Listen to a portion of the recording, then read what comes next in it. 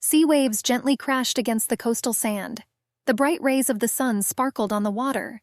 Wind power plants could be seen in the distance. The loud ringing of bells could be heard from the luxurious temple. The voice bitterly declared that they possessed a secret that had no analogues in this world. The blonde walked with measured steps along the high-ceilinged hallway. The voice claimed that they would never surrender to the power of Morpheus, nor would they accept change until the final purification. Turning the corner, the girl asked if Angie had finished cooking. The girl remembered that when noble blood is shed, those who survive will be given imperishable life. The little girl folded her hands and asked if they could go now. The girl realized that time would surpass eternity, and eternity would be blessed. For the first time in her life, the girl was invited to the Duke's estate. She was incredibly happy about this event. The blonde has lived on Cullinan Island all her life. Dense beech forests grew on that island, and blue waves splashed along the shore, crashing against huge rocks. The island was rebuilt by survivors of a devastating war that was fought on the mainland for many years. People who fled the war zone turned the small island into a prosperous place. Cullinan was one of the few places where people of different races could live together and bond with each other. The word relatives. The people were guided by the Kalam faith, and all people followed the same goal. The blonde moved to the island with her parents when she was still very young. The girl did not remember anything about her native continent. She realized that those terrible memories were unnecessary. Now she was happy. The blonde knew that she loved the island with all her heart. The girl could not imagine a more ideal place than this island. She knew that prosperity was possible thanks to the favor of the Duke and his family. The bay horses tapped rhythmically along the path that ran through the middle of the forest. The little girl was delighted with how the Duke's carriage looked from the inside. The girl still could not realize that this was really happening to her. She couldn't believe it last night. The girl could not realize that it was she, among all the other people on a rather large island, who was invited to join Lord Kalek. The young man was the only heir of the Blackwell family. His family were the rulers of a beautiful land. Unfortunately, the young aristocrat was locked within the walls of his estate due to a protracted illness. The woman ordered her daughter to visit the lord once a week. Angie kept the ruler company. The mother warned the girl in advance that the illness made the ruler very whimsical and sensitive. She also told the little girl that the lord might be hostile towards her. Angie knew that she had to visit the ruler for the sake of all the inhabitants of their island, who were indebted to the Blackwell family. Angie stood in front of the huge gate, not daring to knock on it. The baby's golden hair was tossed by the sea breeze. The girl hoped that the gentleman would like what she had prepared for him personally. She knocked hesitantly on the door. The huge gate swung open and an elderly woman greeted Angie. That lady was the head maid of the Blackwell family. The servant's name was Louise Dunce. Bowing deeply, the girl greeted Mrs. Dunce. The woman sternly and rather dryly asked Angie to come through. The maid, looking over her shoulder, said that the young master was already waiting for a guest. The blonde took hesitant steps along the red carpet of the ducal estate. She looked at the interior with admiration. The girl was delighted how luxurious and elegant the decoration of the house was. Angie had the feeling that this place was from a completely different world. Walking slowly behind Louise, the girl looked at every detail with admiration. Noticing an empty space, the blonde assumed that there should have been a portrait of Lord Kalek hanging there. Angie, looking at the high walls, realized that there was no portrait at all. The little girl couldn't even imagine what the Lord looked like. The girl wondered if the Lord had the same gray-blue eyes as Duke Edward. Glancing at the curious little girl, Louise asked the guests to follow her. Very nervous, the blonde hurried after the woman. The head maid reported that Angie had a few things to remember, and she warned that the blonde would not see the gentleman's face. She recalled that the Lord was not feeling very well, and if the girl thought that something was wrong, she should have called for help. Louise asked the little girl to answer the question only when asked and to refrain from unnecessary comments. Crossing her arms, the little girl explained that she understood Madame's advice perfectly.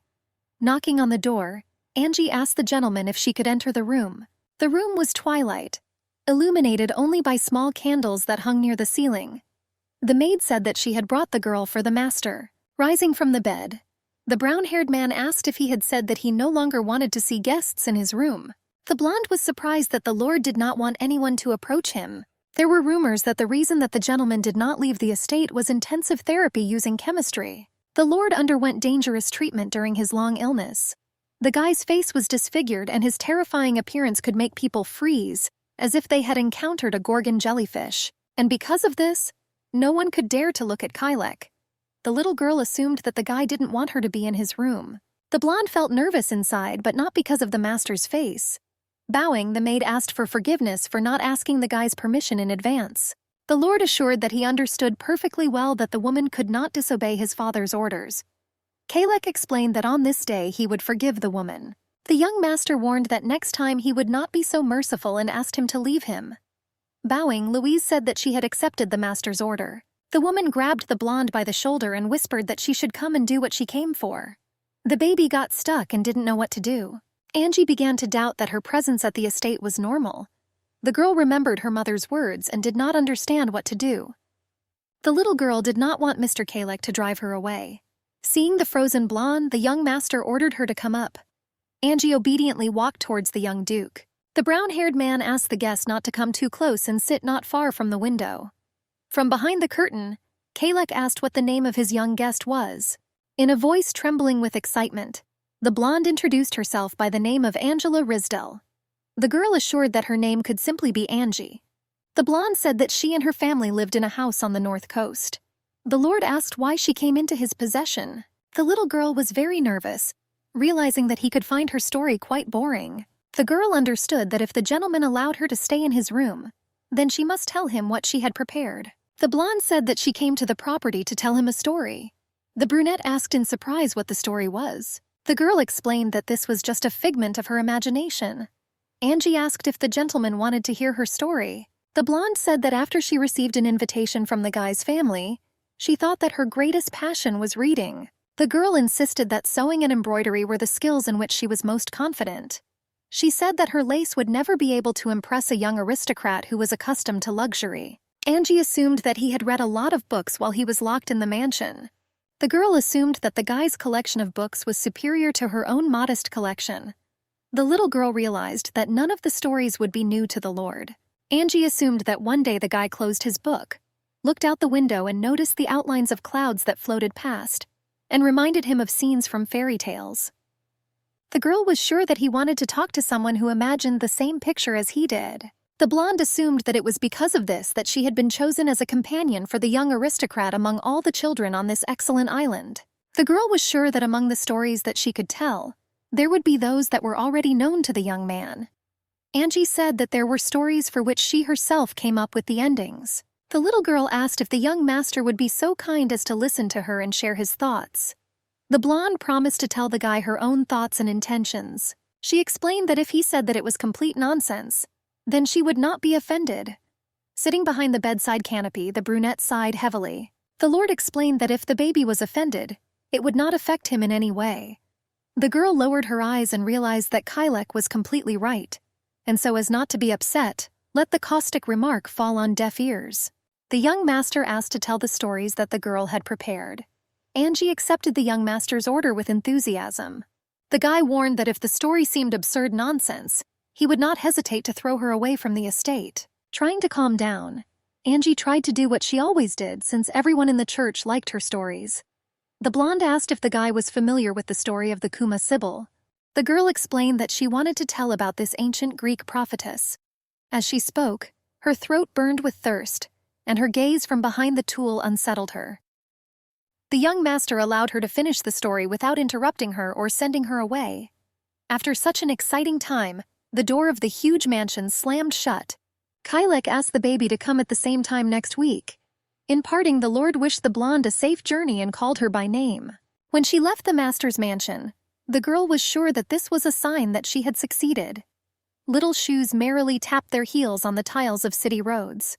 Angie realized that her fear was in vain, and most likely the young master was not as difficult to please as she had originally thought.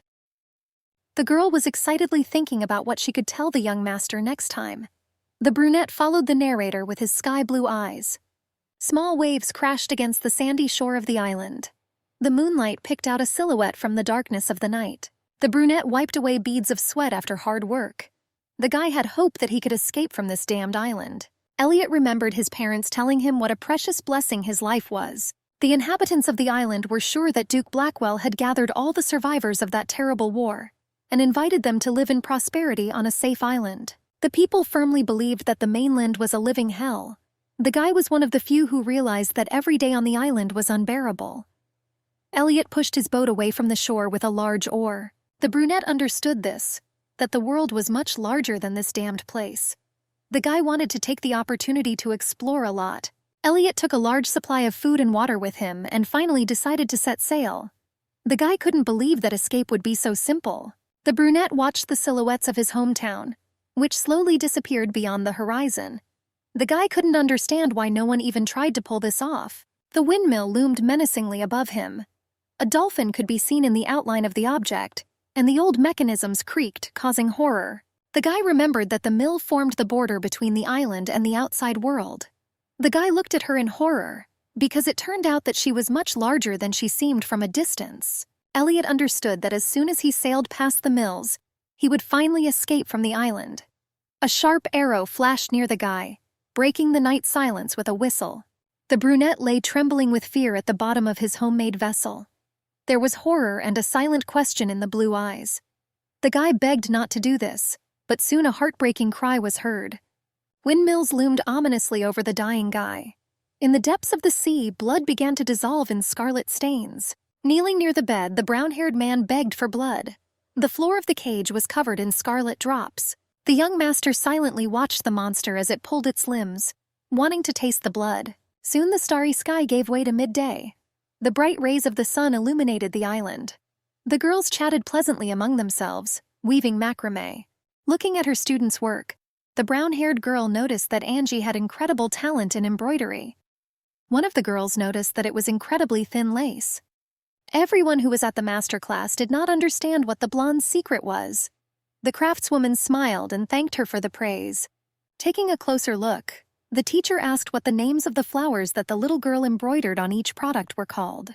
The blonde shared that the plants were called marigolds, and she used them as a signature. The girl said that these were her favorite flowers, and every time she saw them, her soul felt warm. The blonde dreamed of one day making clothes that would be inspired by her favorite plant. The little girl explained that she sincerely wanted to sew clothes that would make someone smile. Angie clutched her product tightly to her chest. She wanted such clothes to be a reason for people's joy, the woman assured, supposedly had no doubt that her student would succeed. Smiling, the girl explained that the baby would create the most incredible clothes on their island. The blonde claimed that Angie would become her personal seamstress. Letitia was the only daughter of the ducal steward. Pressing the craftswoman to herself, the girl assured that she should sign a contract exclusively with her. Angie noticed that her friend was so silly at times. The man noticed that the girls were very charming. The brunette claimed that it was wonderful when the children got along with each other like that. The daughter of the ducal manager invited her friend to sign a contract about their cooperation right now. The adults started talking about how the corpses of small animals had been found throughout the forest. Residents did not understand who could commit such an atrocity. The blonde felt sincerely sorry for the little creatures. Running up to the crowd, the blonde asked everyone to come up. Residents of the island surrounded the man, asking what happened. One of the women suggested that he drink some water. In a trembling voice, the man asked not to waste time. The blonde explained that Elliot's body washed up on the south coast. Residents could not believe that such information could be true. The woman strictly ordered her students to return home. The brown-haired woman asked her charges not to turn anywhere. People were outraged at what could have happened to the Hawkinsons' only son. The blonde reported that the victim tried to leave the island by boat last night. People could not understand how he dared to do something like that. The people believed that it was God's punishment for the fact that the deceased had betrayed the favor of the Duke of Blackwell.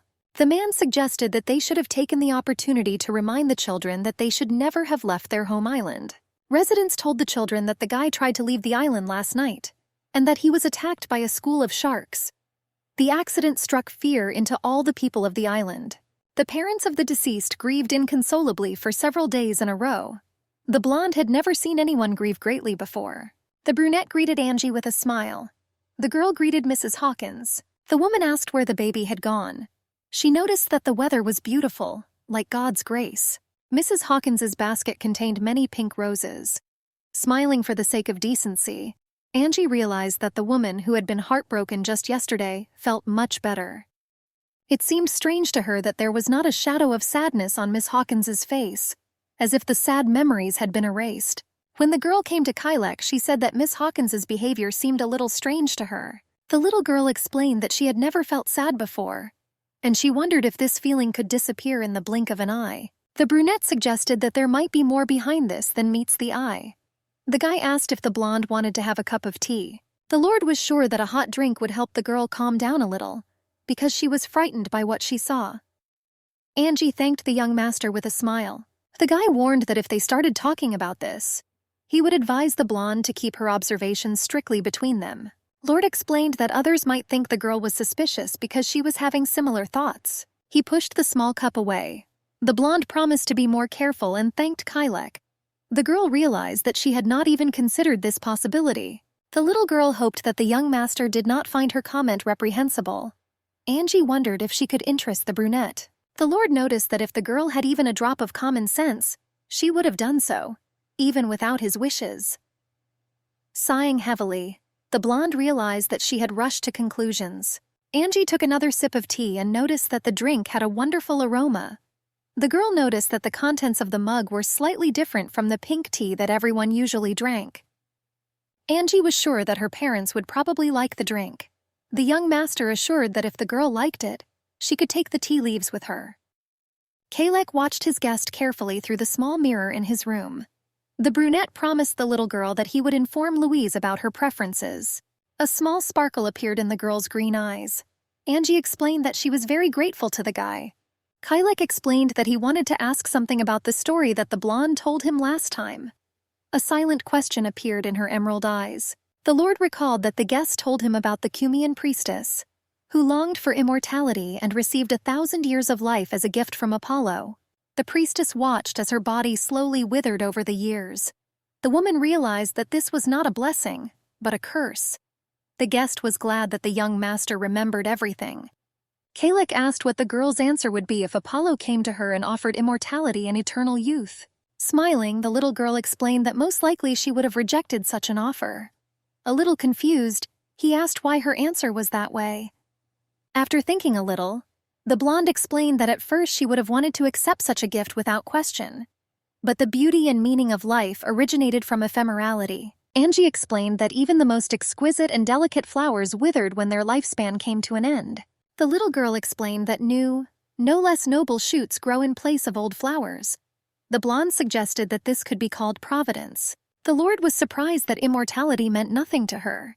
Angie responded positively with a smile, suggesting that many would like to live forever. The girl asked what the young master's answer would be. The brunette couldn't believe that there was someone like her left on the island. After some hesitation, Kylek began his dialogue but was interrupted by a knock on the door. The maid informed the guest of their estate that it was time for her to leave. The young master quickly jumped up trying to stop his interlocutor. Bowing, the girl promised to return in a week. The door slammed loudly, leaving the guy alone with the maid Louise. The elderly woman asked what the gentleman thought about the new medicine. Sharply pushing aside the translucent tool, Kylek asked not to call the girl that. The young master explained that his mood was spoiled by the mere mention of such a word. The guy slowly descended into the basement, whose walls were dimly illuminated by small torches. Kylek asked his father what the word medicine meant. The brunette asked what would happen if someone was chosen as his medicine, and what would happen to that person. A menacing shadow loomed over the boy, causing his legs to tremble and him to unconsciously back away. The man asked why his son said the word if, squeezing the metal bars tightly. The brown-haired man assured that the boy's blood, if it chooses someone, there will be no turning back. The father claimed that if Kylek's blood chose someone, then the cure would belong to the guy forever. Breaking into a scream, the young lord wondered if this was the reason why he killed his mother. The guy asked if the woman was just taking medicine. The medicine was a person who protected the owner, offering his blood, until that person was left with skin and bones. This story began with a terrible curse. The calamity was struck by something that people should not dare to wish for. The maid, distracting Kylek from his thoughts, asked whether the new medicine was suitable for the guy. The guy did not want to follow the same path as his father. Events are transferred to a workshop flooded with sunlight. The girl screamed in surprise when she learned that the Duke had other heirs. The girls sat at the table around sewing tools. One of them said that she overheard this while the adults were talking. Many years ago, Duchess Eugenie gave birth to many children, even twins, but the babies died soon after birth. The only surviving child was Lord Kylek. Shortly after the birth of the surviving heir, the woman died suddenly. The friends began to talk about how the medicine the young master was taking had disfigured his face. The brown-haired woman said that she had heard the opinion that the Lord had become like a terrible monster. The girl claimed that people were worried because the Duke of Blackall was unwell, and his only heir was locked in the estate. She was sure that Kalek had a bad character and beat the servants every day. Angie looked back at her friend, explaining that the young lord was not at all as rumored. The blonde asked if her friend was too hasty with conclusions. The girl said that the young master was a little rude, but in fact he was quite sensitive and insightful. Wary, the brown-haired woman asked how the girl knew about this. The girl asked if Angie had seen the young master in person. The blonde remembered that her mother ordered her visits to Kylek to be kept secret. The girl explained that she wanted to say that it seemed wrong to her to support such gossip. The baby reminded that it was the Duke's virtue that allowed them to live in abundance. Gently twirling her hair on her finger, the brown-haired girl agreed with her friend's opinion. Letitia noted that the blonde was right, and they had no right to judge the young master's character. Clinging tightly to Angie, the girl suggested that the Lord's face must have been repulsive. Drops of cold sweat ran down the baby's face. The blonde realized that she still didn't know what the young master looked like. The girl only knew that Kylek was tall and had a deep voice. Angie remembered that despite the guy's inherent composure, he was attentive to others. The girl realized that until now she had not thought about what his face was like. The baby realized that at first she was afraid of Kylek, because she expected that he might throw her away. The blonde realized that she couldn't get Letitia's words out of her head. The girl sat in anticipation of a new meeting with the Lord. The servant told her that Kylek was doing business in his office. Angie began to hope that she would be able to see the guy's face after these circumstances. The blonde waited for the young master for a long time, and soon began to feel a little sleepy. In order not to fall asleep, the girl went to the window and looked at the luxurious landscapes of the ducal garden. Angie realized that her master could see exactly the same landscape every day. The girl was delighted with the beauty, and she was sincerely sorry that the Lord could only watch this from afar. The blonde realized that she didn't know how seriously ill Kalek was. The little girl's eyes sparkled with hope that they would one day be able to walk together. Sitting down next to the panoramic window, Angie quickly dozed off. After a long time, a gentleman came into the room. Kylek, seeing the sleeping guest, carefully threw the blanket over her shoulders. The brunette gently stroked her beautiful face. The Lord remembered the conversation that the estate manager had started. The manager said that rumors from the church began to spread among the children. Without taking his blue eyes off the important documents, the brunette assumed that the guest thought he was some kind of disgusting monster. Jerome Hamilton explained that it was because the blonde was protecting the young master. The manager said that the baby was the only one who did this in public. The man explained that if the rumors were causing trouble for Kylek, he could take care of it. The Lord explained that there was no need to worry about such nonsense. The brunette asked to keep an eye on such incidents. Continuing to stroke the baby, Kalek could not understand how her thinking could be so different from the others. The brunette wanted to expect even more from the baby. The guy whispered that he sincerely wanted Angie to take pity on him. Emerald eyes snapped open. The girl asked if the person next to her was Lord Kalek. Covering the baby's view, the guy asked her not to open her eyes. Confused, Angie couldn't understand what was happening. Angie was surprised that the young master was not hiding behind the curtain. He said that it was better for the baby to go home, and he explained that he still had matters that needed attention. The blonde's lungs were filled with the delicate aroma of flowers. The blonde obeyed the master. Finally, Kalek said that he would like the guest to visit him 3 times a week. The young master explained that he would like to hear the stories she told much more often. A smile bloomed on Angie's face. The girl hesitantly asked if she really could come so often. The Lord promised to look forward to her arrival. The guy also smiled back. The sun played with gentle reflections on the blue seawater. On the plain that overlooked the sea there was a small estate, which was looked after by Angie's parents. The girl often helped them with household chores and sometimes came to get some fresh air. Freshly washed snow-white linen was filled with the delicate aroma of flowers. Gently touching the snow-white sheet and straightening it, the girl noticed that everything was fine. Due to the fact that the cottage was located next to the northern cliffs, in summer one could feel pleasantly cool on the plain. The blonde turned around slightly, and surprise and joy shone in her eyes.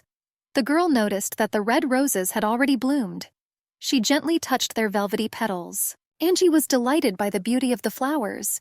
She remembered that the harvest was about to begin. At this time of year, the Blackwell family created a powder from Bengal roses, which the islanders mixed with water before drinking. After smelling the flowers, the girl noticed that their aroma was truly divine.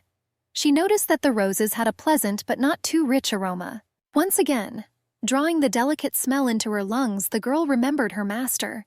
She still couldn't believe that the young lord could say something like that.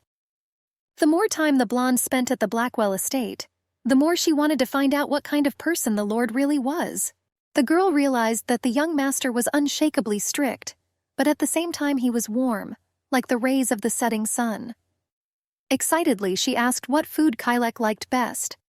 The guy coldly asked the narrator not to ask stupid questions and to continue the story. At times, the blonde felt like he was drawing a line between them. The young master was delighted that the girl could turn any tragedy into comedy. Angie was sincerely happy every time she managed to make him laugh. The girl knew that at moments the brunette let his guard down, and she was very curious about the expression on the lord's face when he looked at her. The blonde sincerely dreamed of one day seeing the man who was hiding behind the veil. Angie became wary when she heard a suspicious sound. The blonde looked around, realizing that she had definitely heard something. The girl was quite worried about rumors that supposedly local animals were mysteriously dying in the forest. Mom asked if the blonde had hung out the laundry. Looking up from her thoughts, the blonde assured that she was already on her way home. Her silhouette slowly moved away. The brunette looked after his friend with some sadness. Smiling, the girl thanked the sir for giving her a lift.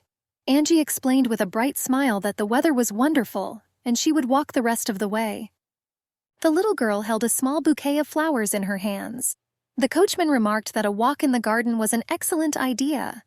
The blonde was in anticipation of what the lord would say about her bouquet. She couldn't wait to give the gift to him. It seemed to Angie that many years had passed since she first chose to follow this path.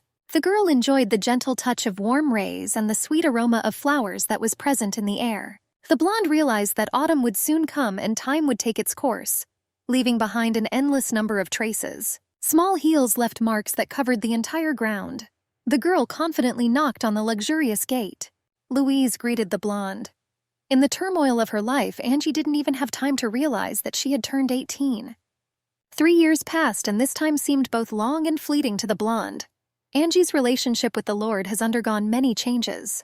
One day, when the girl was reading another interesting story, the lord interrupted her and asked her to simply call him Kai. With a radiant smile, the girl agreed. With each of her visits, Kai became more and more close and cared for his dear guest. He said that dinner had already been prepared. The guy allowed her to eat in his room from time to time. The blonde realized that she really enjoyed the selection of gourmet teas. The girl admitted that she usually only drank pink. Looking at his prettier childhood friend, the brunette explained that he wanted to give her another reason to visit this place.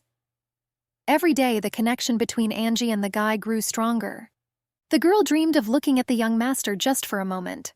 Unlike the heroine from the legends, the blonde did not have the courage or recklessness to even glance at the guy. Sitting next to the young master, Angie drank hot tea in the hope of warming up. The brunette noticed that she had caught a cold again. He was not at all surprised because this did not happen so rarely with Angie in the cold season.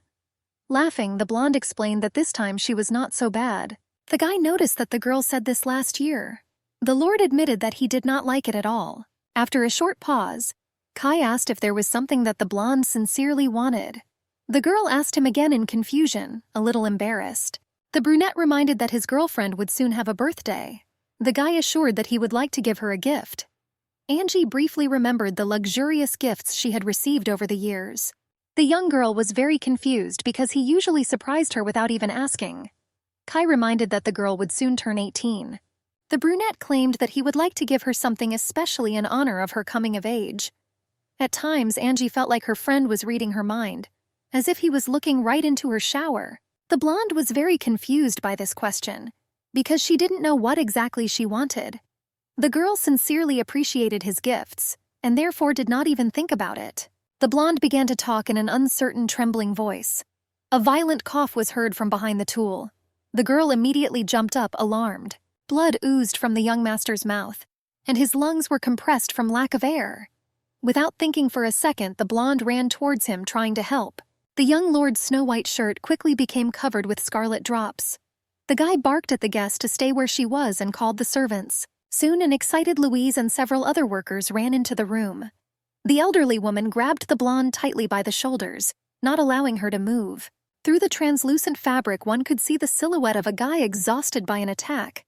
Angie, since the Lord gave her the right to make one wish, would like to cross the line that separated them. The girl dreamed of running up to him and embracing him in her tender, friendly embrace. A service was held in the church under the dim moonlight. The high priest read passages from the gospel to those present. The man said that if you firmly follow the word of the sermon and sincerely believe, then thanks to this there will be an opportunity to be saved. With a translucent scarf on her head, the blonde prayed. Angie was very worried whether the Lord was feeling any better. The girl understood that her cold could not compare with the pain that the young master was experiencing. This has happened many times already, but on this day the girl was even more worried about his condition, because it was especially serious. The blonde hoped that her prayer would reach heaven. Angie left the temple, throwing on a warm cape with a hood. The girl heard someone's quiet conversations and listened a little warily. The blonde couldn't figure out who could be there at such a late hour. Approaching two unknown people, Angie realized that you were being told about something important. The girl reassured herself that she should not worry about it, and that she needed to return home. The blonde realized that her mother and father would be worried about her. Approaching her house, the blonde said that she had already arrived. Mom asked the girl to come up, announcing that she had been sent a letter from the Blackwell house. Angie was surprised that the message was intended for her personally. The girl took the small envelope in her hands and realized that it was Kai's handwriting. Lord suggested that the friend was incredibly shocked by what happened that day. The guy assured that he would like to talk to her in person, but his current state did not allow him to do this. And because of this, he decided to send her a letter. The brunette recalled that he had previously said that he supposedly wanted to give the girl something special for her birthday. The guy asked to let him know what she wanted. Kai sincerely hoped that when he recovered and returned to his bedroom on the 3rd floor, he would see her first. There was a sparkle of hope in Angie's green eyes. The blonde realized that if he continued to take care of her while he himself was suffering, she would not be able to help herself. Louise reported that the guy immediately required a blood transfusion for the medication. Calmly turning the page of the book, the young master said that he had no intention of doing this. The brunette strictly asked Louise not to force him to repeat it again. Standing firm, Kai explained that he would never harm the blonde. In a reply message, Angie assured that she did not have enough words to express how relieved she was to receive his letter. The girl admitted that she was very worried about the young master. The Lord, sitting on a bench in the garden of his castle, carefully read the letter. Small snow whirlwinds flew like flocks of butterflies. Angie admitted in a letter that she sincerely hoped that the brunette's treatment would go smoothly. She insisted that she didn't care how long it took. The blonde assured him that she would wait for the moment when she could greet him in the room again. Angie assured him that she did not need anything as a birthday present. The girl insisted that she had only one wish. The blonde assumed that this wish was possible, but she didn't know if he would want to do it. She shared that she really wanted to see his face. His blue eyes had faded and turned gray. Kai realized that his childhood friend had no idea what thoughts crossed his mind every time he saw her. The guy rejoiced with her when a sincere smile appeared on her face, which the other medicine did not have. The Lord was delighted that his guest spoke her mind without worrying about what others would think. Kai was delighted that the blonde was giving up the eternal life that others coveted, but instead she accepted the value of mortal life. Every time the brunette saw his girlfriend, he caught himself thinking that he was struck by some kind of magical power. The young master was captivated by her pale, refined hands, golden hair, and sparkling emerald eyes. She had no idea how hard he tried to control himself every time he saw her lovely lips. Kai didn't know if she would stay when his secrets were revealed. After cutting off a small piece of the pie, the girl suggested that strawberries from Mary's farm were added to the dessert. The blonde noticed that her mother always made great desserts. The woman explained that if her daughter could not overcome the cold, then she would feel a little better if she ate her favorite food. And she cut off a small piece of the pie, this dish. I brought her a small cup, and my mother asked the blonde to drink honey water. The woman explained that the drink was supposed to help her daughter cope with her cough. The blonde was sincerely sorry that she was sick every winter, and the medicine did not help one bit. The father joked that as soon as Angie gets better, she should drink rose tea. The woman recalled that the drink worked wonders, and because of this, all the islanders drank the drink like water. Mom remembered that she had heard that the blonde taught singing to children in church. The girl explained that Letitia asked her for help. With some admiration, she explained that the children were doing an excellent job and their singing was like charming sparrows. Mom asked what song the children were learning. The blonde said that Letitia mostly prepares children's songs. The girl enthusiastically shared that her friend told her to prepare something of her own next time. Sighing dreamily, Angie explained that she hadn't even thought about which ones to choose yet. Looking at the window, the girl watched the sparkling snowflakes. Angie suggested that she could teach the kids songs about the sea or the night. The blonde began to hum a melody and asked if her mother had ever taught her such a song. The woman insisted that she had never heard such a melody and asked her husband. The man replied the same. The blonde asked if her daughter was sure that it was they who sang the song to her. A little confused, Angie explained that the song suddenly popped into her head. The girl could not understand where she had heard that song before. Smiling, Mother asserted that it was already approaching night and it was time to get ready for bed. The woman reminded her that her daughter would turn 18 tomorrow morning. She said that she had prepared something special. Laughing, the blonde assured that she was eager to find out. Angie walked slowly up the creaky stairs and said goodnight to her mother. Having changed into a nightdress, the blonde blew out the candle. Covering herself with a warm blanket, she tried to remember who exactly sang this melody to her. In these thoughts, Angie, contentedly, quickly fell asleep. Before falling asleep, the blonde hummed the words from this song to herself. In her dream, the girl found herself on the plains while her silky hair was tossed by a gusty wind. A painfully familiar voice asked if she could hear him. A twinkle appeared in the emerald eyes. Angie could not understand who the stranger who was calling her could be. The guy asked again if she could hear him. The blonde begged the girl to say at least something. The guy asked if she was familiar with this song. The blonde asked to answer him if the girl knew this song. The dream quickly began to tear apart the reality that was in the girl's head.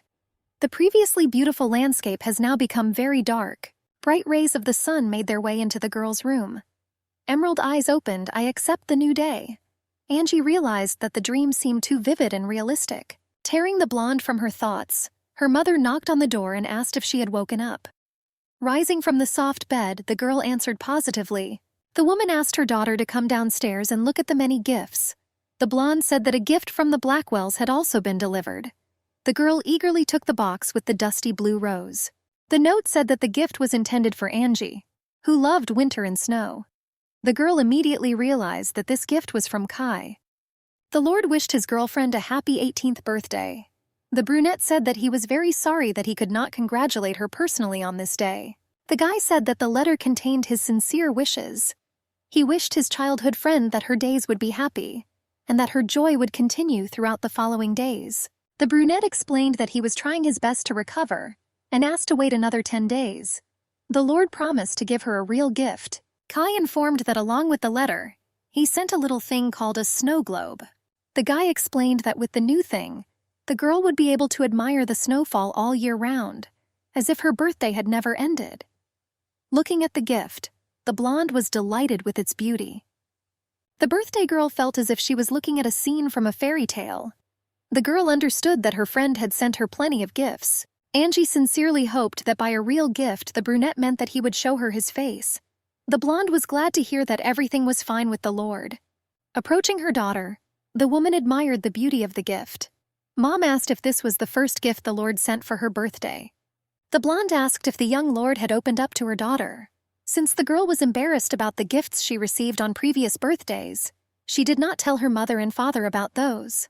Laughing, the woman said that her daughter and Kylek were born within 1 day of each other. A little confused, the blonde asked if her mother was sure of such a statement. She insisted that she didn't know. Supposedly, the young master's birthday was right after her holiday. A little confused, the woman claimed that she was not sure that she remembered it correctly. The blonde felt embarrassed, because no matter how much she asked, the woman did not tell her this.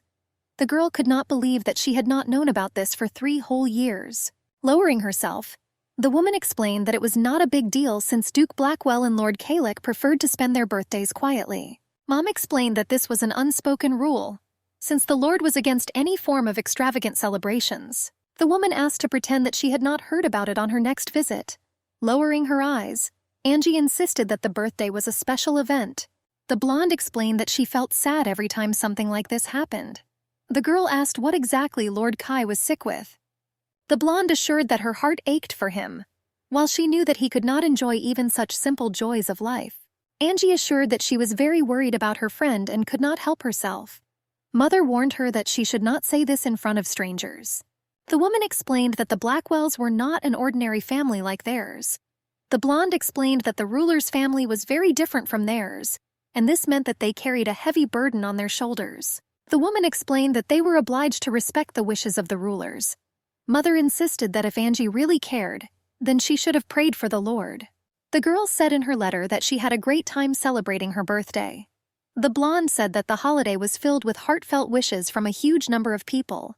The girl claimed that she received many gifts, the best of which was a snow globe which he gave her. Angie thanked the Lord for giving her eternal winter.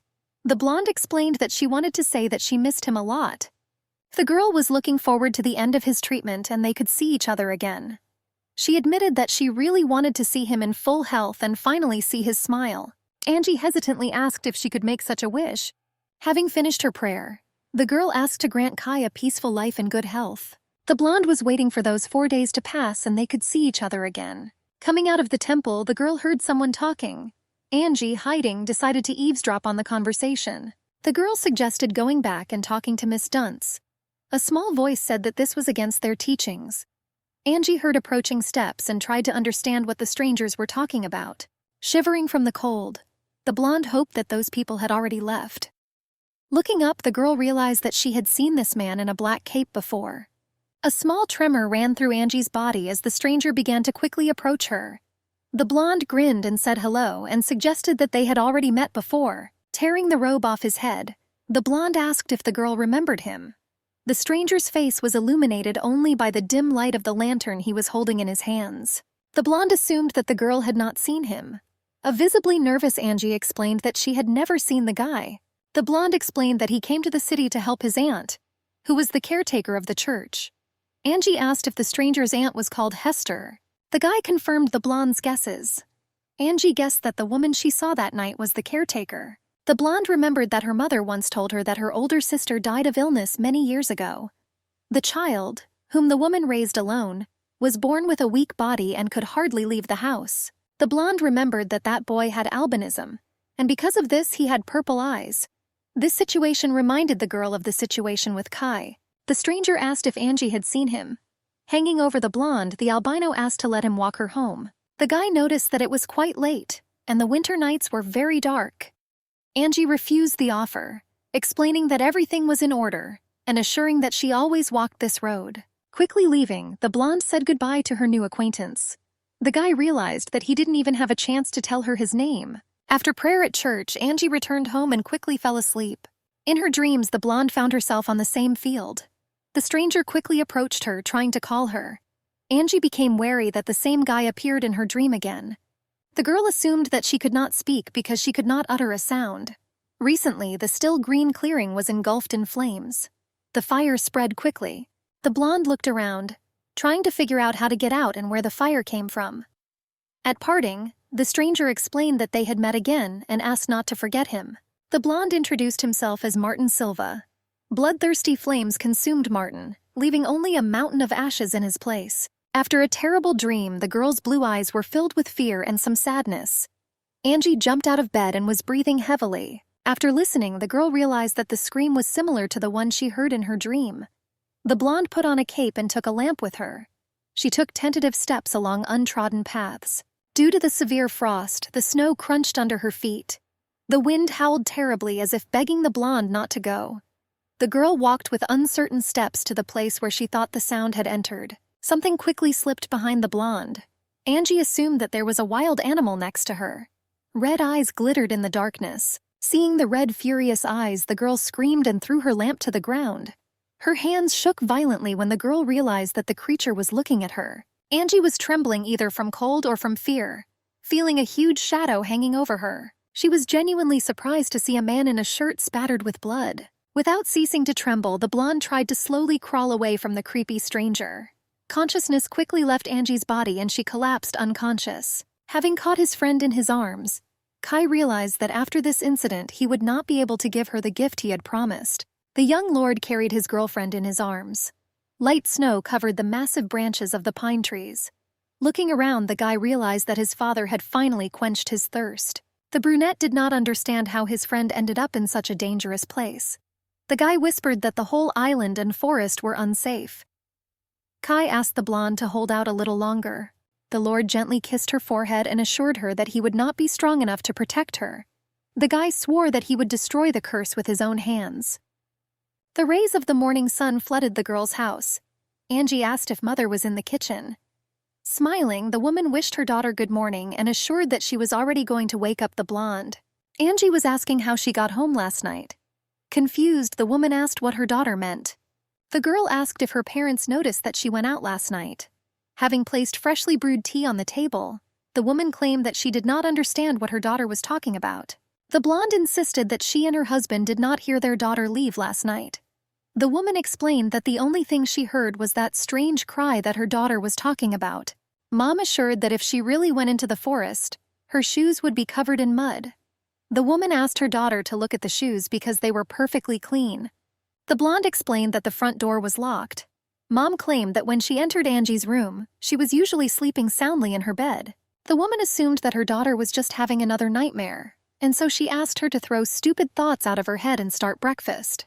The girl realized that her mother's words could not be true, because everything that was happening did not look like a dream. Angie was sure that she saw someone in the forest with her own eyes. The blonde remembered that the guy was very handsome, but his presence was so difficult to believe. The girl tried to convince herself that she clearly remembered what she actually dreamed. She remembered that in her dream there was a man who stood in a green meadow and shouted his name. Angie said the name of the stranger she saw in her dream. The woman asked what her daughter had just said. Confused, the blonde replied that it was nothing important. The girl understood that if she told her mother about her dreams, they would think something even stranger about her. The blonde decided to check everything on her own a little later and find out whether Martin Silva really exists. The woman asked her daughter to eat some fruit. Mom carefully asked if her daughter should drink rose tea since she felt much better. Smiling, Angie assured that she would prefer tea with honey. The girl shared that she planned to drink a drink of roses when she fully recovered. The blonde said that she heard that the Lord's condition was gradually improving. A glimmer of hope lit up in the daughter's eyes. The woman claimed that the development of a new drug was nearing completion. After these words, Angie felt relieved. The blonde assumed that her prayers had reached heaven. She dreamed of being able to talk to Kai again as quickly as possible. Angie realized that even if she only heard his voice, it would bring her bliss. At sunset, the girl again visited the church and prayed for the young Lord Blackwell. Angie sat in the carriage looking at the night scenery outside the window. A small lamp stood next to her. The girl and the coachman approached the house. The girl's father asked what kind of spring cleaning was going on. The visitor said that usually at this time they thoroughly cleaned the estate. He assured that at the moment several maids were sick with the flu, and therefore they urgently needed new people. The girl saw a note in the man's hands. The girl's father agreed, but he warned that Angie had a cold. Taking the note in her hands, the girl read in it that Kai would like to give her a real birthday present. The young master explained that Zachary would turn to his friend for help with spring cleaning. The guy invited Angie to meet in the evening in the General Life Gardens. The coachman asked if the lady could go to the estate. The blonde was clutching a small piece of paper in her hands with anticipation. Angie assured that she would be happy to help with the cleaning. In the carriage, the girl felt the number of lies continue to grow, like a snowball. The girl realized that this was the only way to see Kai. Soon the blonde stood at the entrance of the greenhouse, which was known as the sanctuary of the heads of the Blackwell family. The greenhouse was built with love by Blackwell for his wife. Angie looked forward to meeting the Lord in the very center of the sanctuary. The guy stood in a luxurious cloak, looking at the night sky. The blonde realized that it was him she had seen last night in that ill-fated forest. The young master greeted his friend. Trying to contain her emotions, the girl covered her face, realizing that she knew this voice very well. In a trembling voice, the girl asked if it was her Kai. Smiling, the young lord explained that it was he. Our heroine asked if he was the same man whom she came across in the forest. The young master assumed that his girlfriend lost consciousness from shock at that moment. Kai explained that he took her home and assumed that she remembered everything. The very confused blonde said that her mother assured her that it was just a dream. Angie was surprised, because she saw that there were no signs that she had gone outside.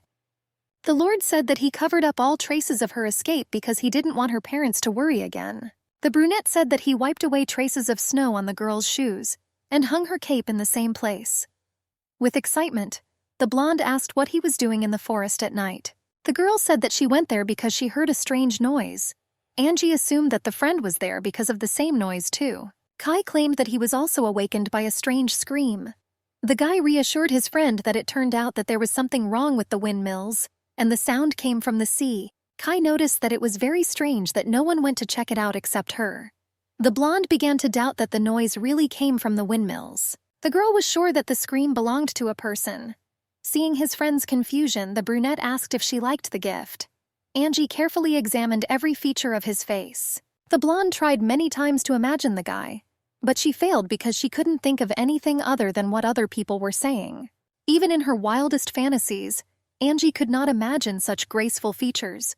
The guy asked if his girlfriend would mind him coming closer to her.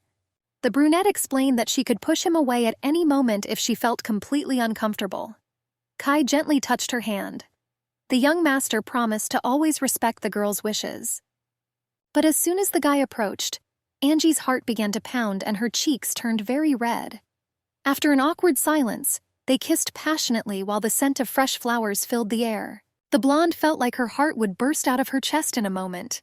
The girl felt his sweet breath on her neck. After the long-awaited meeting, Angie was overwhelmed by a wave of ecstasy and a fog appeared in her mind. The blonde was aware that this was definitely not a dream, but she still couldn't believe that she had kissed Kai. Seeing his friend's confusion, the Lord asked if everything was all right with her.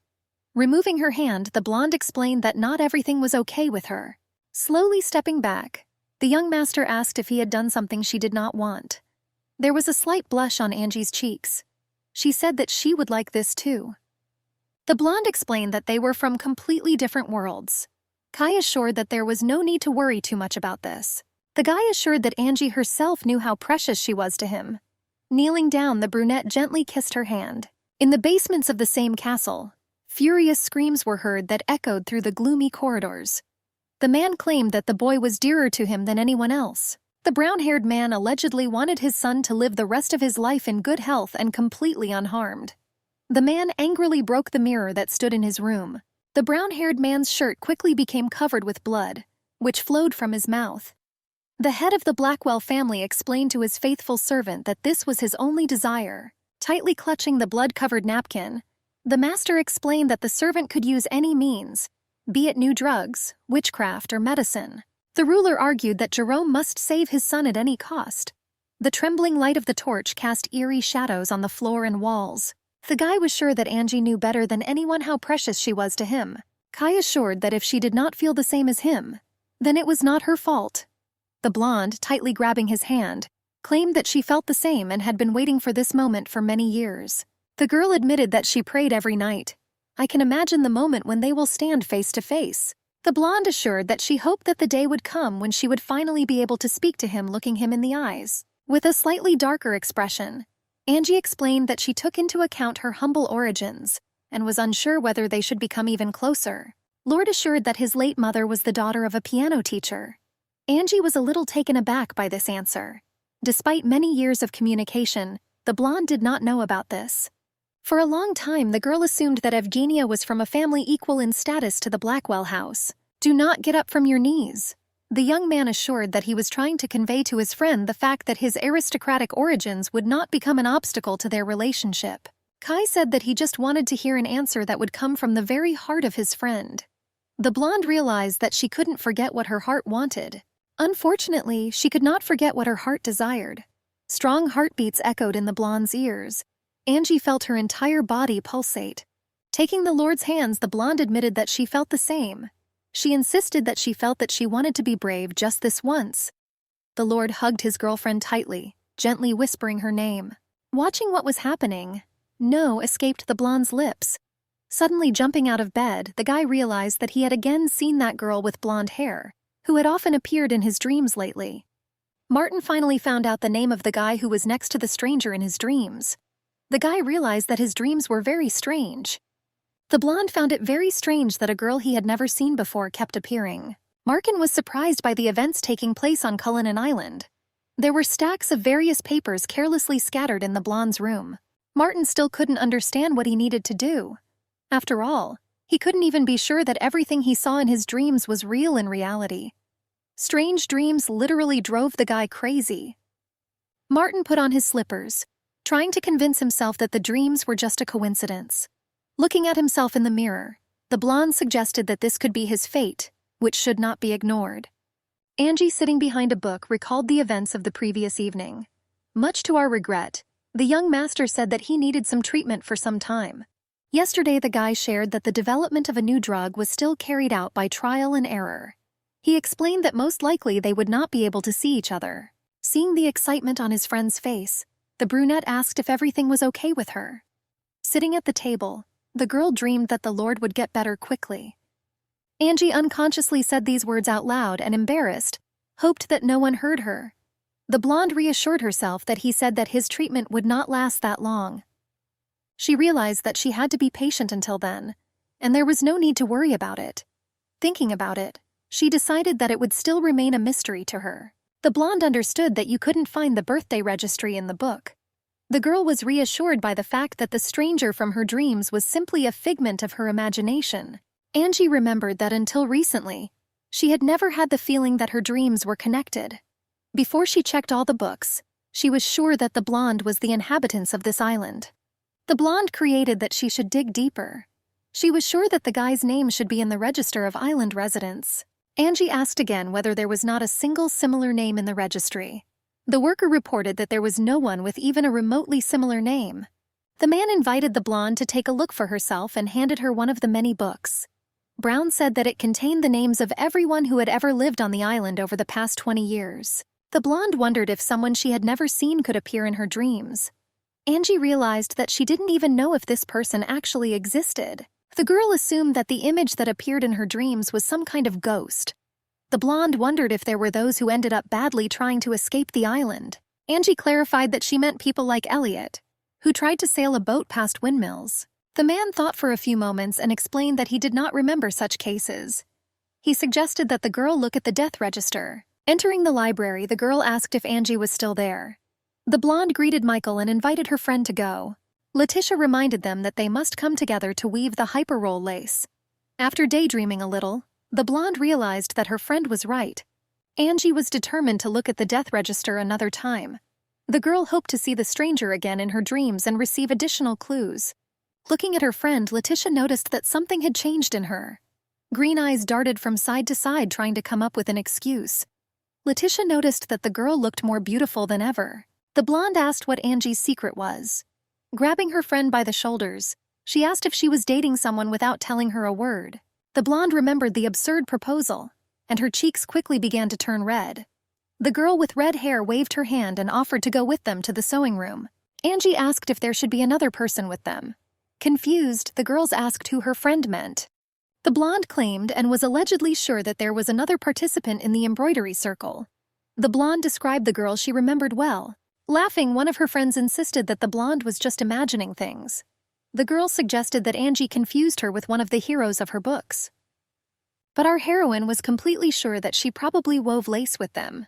Friends joked that the girl heard some strange sound a few months ago. The maid carefully watched the girls and listened to their conversation. Coming around the corner, the woman greeted them. Mrs. Jerez asked if everyone was there. The woman ordered everyone to go home. A little confused, one of the friends asked what was wrong. Several people in black robes were trying to enter the temple as quickly as possible. In a disappointed voice, the woman said that Duke Blackwell had died. The guy walked with moderate steps along the long corridors. A faithful servant stood by the covered body of the deceased. Kai confidently walked towards the dead man. Kneeling down next to the corpse, the brunette noticed that it was strange. The guy couldn't believe that his father finally closed his eyes. Throughout his life, the Lord discovered that his father had never been alive. The guy stood next to a corpse covered with a snow-white cloth. On the chest of the late ruler lay a blue rose. The guy suggested that this is exactly how his late mother seemed to his father. Kai realized that Eugenia was the cure and the only original sin, the only one a man had ever loved. The guy was deeply struck by the thought that after the death of his mother, His father succumbed to madness and began to accept any blood transfusion that was available. The Lord was very sorry that the man met such a miserable end. The brunette was worried about what his fate would be. The guy began to doubt that he could break the curse and regain his own life. A torrential downpour began on the island, covering the trees in icy robes. Having learned the news, the blonde realized that she had hoped that the ruler would live longer. The blonde couldn't believe that the Duke had left this world. The girl heard about the deterioration of the ruler's condition, but did not expect that he would pass away so suddenly. Angie would really like to know if Kai is okay. She was sincerely worried that he was trying to cope with his overwhelming grief on his own. Knocking on the door, my mother asked if she could go into the room. Turning around sharply, the girl answered positively. Angie asked where her father was. The woman explained that he had left to help with preparations for the funeral. Mom explained that in fact, she was told that the blonde would need the help. The girl asked again in surprise. Mom assured that it would take several days for everything to return to normal. But for now, the rulers wanted the blonde to help with household chores, like last time. Angie smiled and explained that she would sincerely be happy about this. The girl's heart beat wildly in her chest and gave her hope of seeing Kai again. The woman explained that her daughter should not worry about anything. After all, despite the fact that Mr. Edward was no longer with them, they would have a new duke, Kylik Blackwell. Mom explained that, as always, they would continue to live aspiringly all day long under the auspices of the Blackwell house. With excitement, the blonde asked if everything would really be okay. Angie recalled that the Lord was undergoing treatment, and they did not know whether he would ever be cured. The woman reassured her daughter that if the patron's condition did not improve, the guy would have to look for help outside the island. Angie was very confused because it was forbidden to leave the island, because there were a lot of sharks around the small island. She remembered that there were still traces of poisonous gases on the mainland. The mother agreed that the baby's words made sense. The woman explained that she had to listen to what they were going to tell her. The blonde said that she didn't know the details, but 2 or 3 times a year a school of sharks would migrate, and the full moon would deviate from its normal course and turn red. The woman shared that during the blood moon there was an opportunity to cross the sea by boat. Knowing this, the late Duke sent an expedition to the mainland in search of a cure 8 years ago. Edward lost his servants during a terrible storm. Less than a week after the events, he was forced to return back. Because of the tragedy, the brunette never told anyone about the crossing.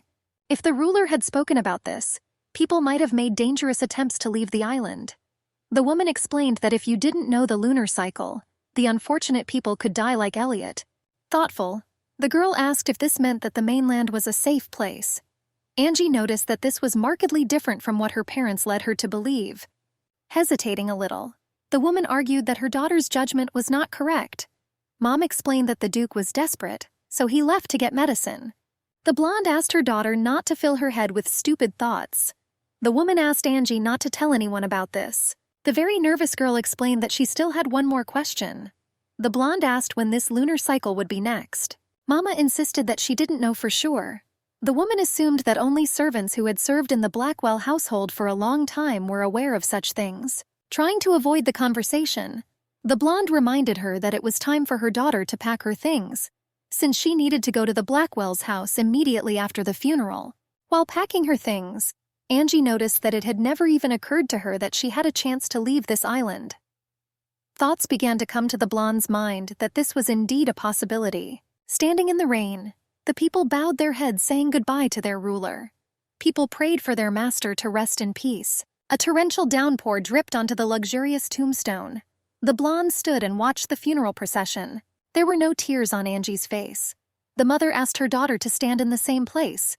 The woman went to say her final goodbyes to the gentleman. The blonde suggested that most likely Kai would not come. Angie remembered that the guy had never shown himself in public before. Looking to the side at the silhouette under the umbrella, the blonde suggested that it could be a new gentleman. The girl called him by name, but he only put his finger to his lips as if asking him to be silent. The stranger opened her face and smiled at her old friend. The guy noticed that they had not seen each other for a long time. Angie noticed that the blonde looked completely different than when she met him near the church. The girl was surprised that for a moment he reminded her of Kai. The guy noticed that the girl was much less surprised than he had expected. The albino wanted to take her by surprise by knowing her name. The guy explained that he had heard a lot about her as a kind resident of Cullinan Island, With an incredible talent for embroidery and a love of tea, a little confused, the girl asked to call her simply Angie. Drops slowly flowed from the edges of the umbrella. The guy introduced himself as Michael Randall. Smiling, the albino explained that he sincerely hoped that she would simply call him Michael, instead of addressing him by the name of young Master Blackwell. The morning after the funeral was wonderfully beautiful. Small drops fell from the luxurious leaves of the trees that grew in the huge garden. There was mourning in the ruler's house. The blonde went out for a few minutes to get some fresh air. Michael asked what the girl was doing in this place. A little confused, Angie explained that she had gone out to get some fresh air.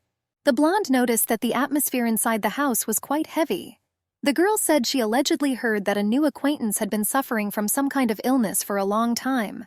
A subtle smile appeared on Michael's face, because he was sure that the girl was not at all interested in him. The blonde began to get very nervous. The guy said that he had recently recovered and began to go out into the world. The albino admitted that at times the air he breathed felt unreal, like the fact of the Duke's death, which was also difficult to believe. Angie explained that she sincerely believed that the guy would no longer have to suffer. The girl explained that she knew that he had been in pain for a long time, and could only sincerely wish that from now on he would be happy. Michael thanked for the wish. The albino said that from that day on he would help on the estate. The blonde admitted that he was very pleased to see the girl next to him. The guy asked if she would help bring him up to date. Angie explained that she hardly knew more about the responsibilities than he did. The blonde assumed that she was much more capable than him.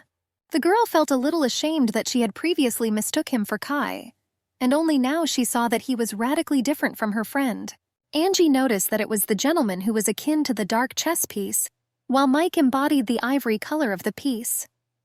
The albino asked if the girl wanted to take a walk with him. She smiled and responded positively.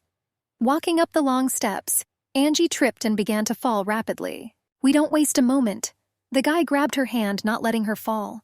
Look into her emerald eyes, he asked if everything was okay with her. Embarrassed, the girl thanked Michael. The guy seemed to be feeling the girl with his amethyst eyes. The blonde asked where she got the strange marks on her arm. Angie was surprised by such a question and looked at her hand. The girl suggested that she might have gotten hurt somewhere. Taking a closer look, Michael noticed that the marks on the arm looked like needle marks. He admitted that he also had many similar marks. The albino raised his sleeve as proof.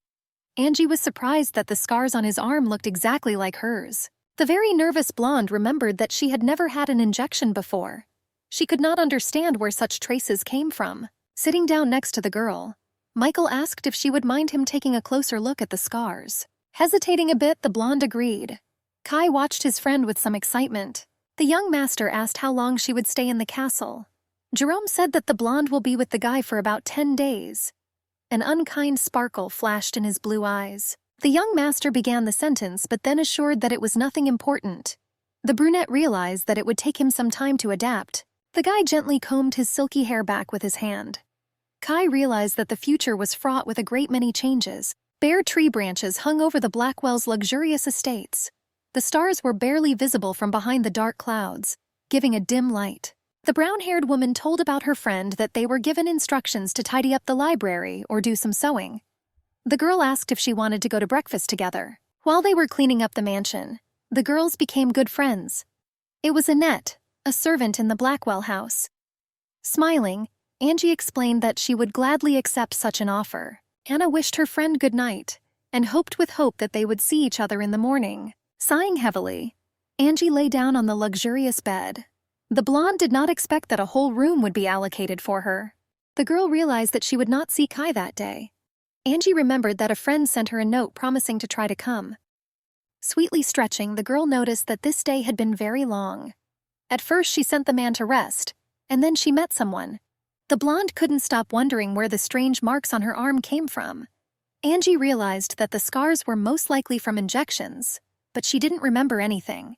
The blonde got up from the soft bed and decided that as soon as she was home, she would ask her mother about the tracks. Angie blew out the candle and lay down on the luxurious bed. The girl was glad that her cold was almost gone. The blonde suggested that from tomorrow she will be able to drink her favorite rose tea again. The heavy eyelids quickly closed, plunging the girl into sweet dreams. She stood in that clearing again and heard the blonde calling her. Turning around, our heroine realized that Martin had appeared in her dream again. The guy called her by name, but the blonde didn't remember whether she told him her name. Martin begged her to answer if she could hear him. The blonde asked if the girl lived on Cullinan Island. Unfortunately, the blonde still couldn't say anything and simply watched the stranger. Martin said that the roses that grew on the island contained a drug. The guy beamed, not drinking pink tea. He assured that if Angie did as he said, she could gradually regain her memories. The blonde asked the girl to try to remember who she was before she got to the island. Martin assured that the blonde should remember who she really was. In her sleep, the girl begged not to leave and to stay a little longer. Angie woke up to someone touching her arm. Opening her eyes, the girl saw her friend next to her bed. Kai carefully asked if she had just had a nightmare. Lord claimed that Angie broke out in a cold sweat. Seeing the gentleman, a slight blush appeared on the blonde's face. The girl said his name tenderly. Getting out of bed, the blonde asked when he came into the room. The brunette asked for forgiveness for entering her without an invitation. The guy assured that he did not expect her to sleep at such an early time. Kai said that he sent her a note, but he had a lot to take care of, and so he wanted to stop by for a while to see her. The Lord asked if he had scared his friend. Angie realized that she shouldn't have talked about the strange dreams. The girl was sincerely surprised by what she saw in her dream a moment ago. The blonde remembered that Martin told her about the drugs in the pink tea. Angie couldn't sit idly by and decided to get to the bottom of this. The girl said that when she woke up you saw him. The blonde apologized for the room being so dark and asked to let her turn on the light. The brunette looked down and explained that everything was fine and that it would soon be time for him to leave. Kai promised to stay a little longer. The blonde asked if he was okay as she was worried about him. The girl assumed that he was tired both physically and mentally. Kai remembered how his girlfriend communicated with that guy. Pushing the veil of memories away from his eyes, Kai claimed that everything was fine with him. The Lord assured that it could not be otherwise, because he had a person who cared so much about him.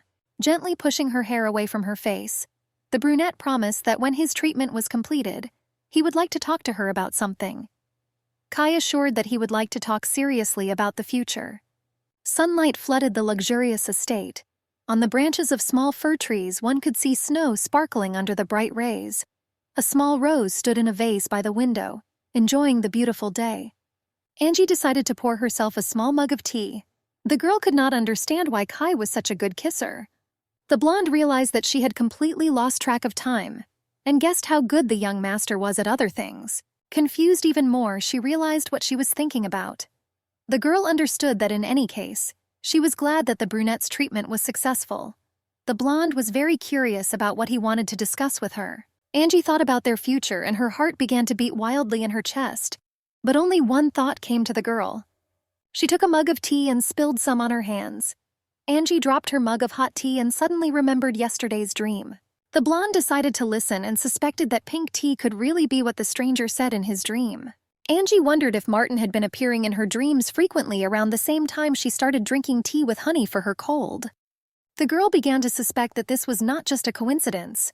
The blonde doubted whether to trust the stranger without any visible evidence. Angie decided that it probably wouldn't hurt if she stopped drinking this suspicious tea. Someone persistently knocked on the door and asked the girl if she was ready. Turning around sharply, the blonde replied that she was already on her way. The pink tea remained on the table. For several days in a row, Angie poured pink tea into the garden. At first, the girl was very nervous because she was deceiving everyone. Over time, she stopped worrying. The blonde wanted to be brave, thinking it would help reveal the truth. She sincerely believed that at the end of the long wait would be justified, and then the memories would finally be restored. Over time, Angie remembered a tall red-haired girl whose name was Lucy. The girl remembered that they had actually embroidered together before. The blonde realized that the other girls didn't believe her when she started talking about the missing girl, as if she had slipped out of her memory. Angie realized that someone seemed to have erased all traces of Lucy's existence. The blonde was riding in a carriage. She was very nervous, as if someone could read her thoughts. Soon the carriage returned Angie home and quickly left. Smiling, the woman said that she was sincerely glad to see her daughter return. The blonde asked her daughter to come through and suggested that she was very tired from all the hard work in the mansion. Mom asked why the girl was so pale. The woman noticed that the blonde looked exhausted and had darker circles under her eyes. The blonde noticed that even the girl's hair began to fall out rapidly. Angie admitted that something strange had been happening to her lately. The girl said that a man appeared in her dreams and always said the same thing. Angie insisted that he allegedly claimed that she should leave the island. Animal fear appeared in the woman's emerald eyes, and she asked what her daughter had said. The blonde said that initially she thought it was just a dream. Engen shared that over time she began to have the feeling that the stranger was telling the truth. The blonde shared her guess that they didn't know much about what was really going on around them. Angie suggested that they did not know about the survivors of the terrible bloody war, who lived off the island, or about the current state of the mainland, which could become safe. The woman, looking gloomy, insisted that she would not do that, and promised to take her daughter to the doctor first thing tomorrow morning. A little confused, the blonde asked why she needed to go to the doctor.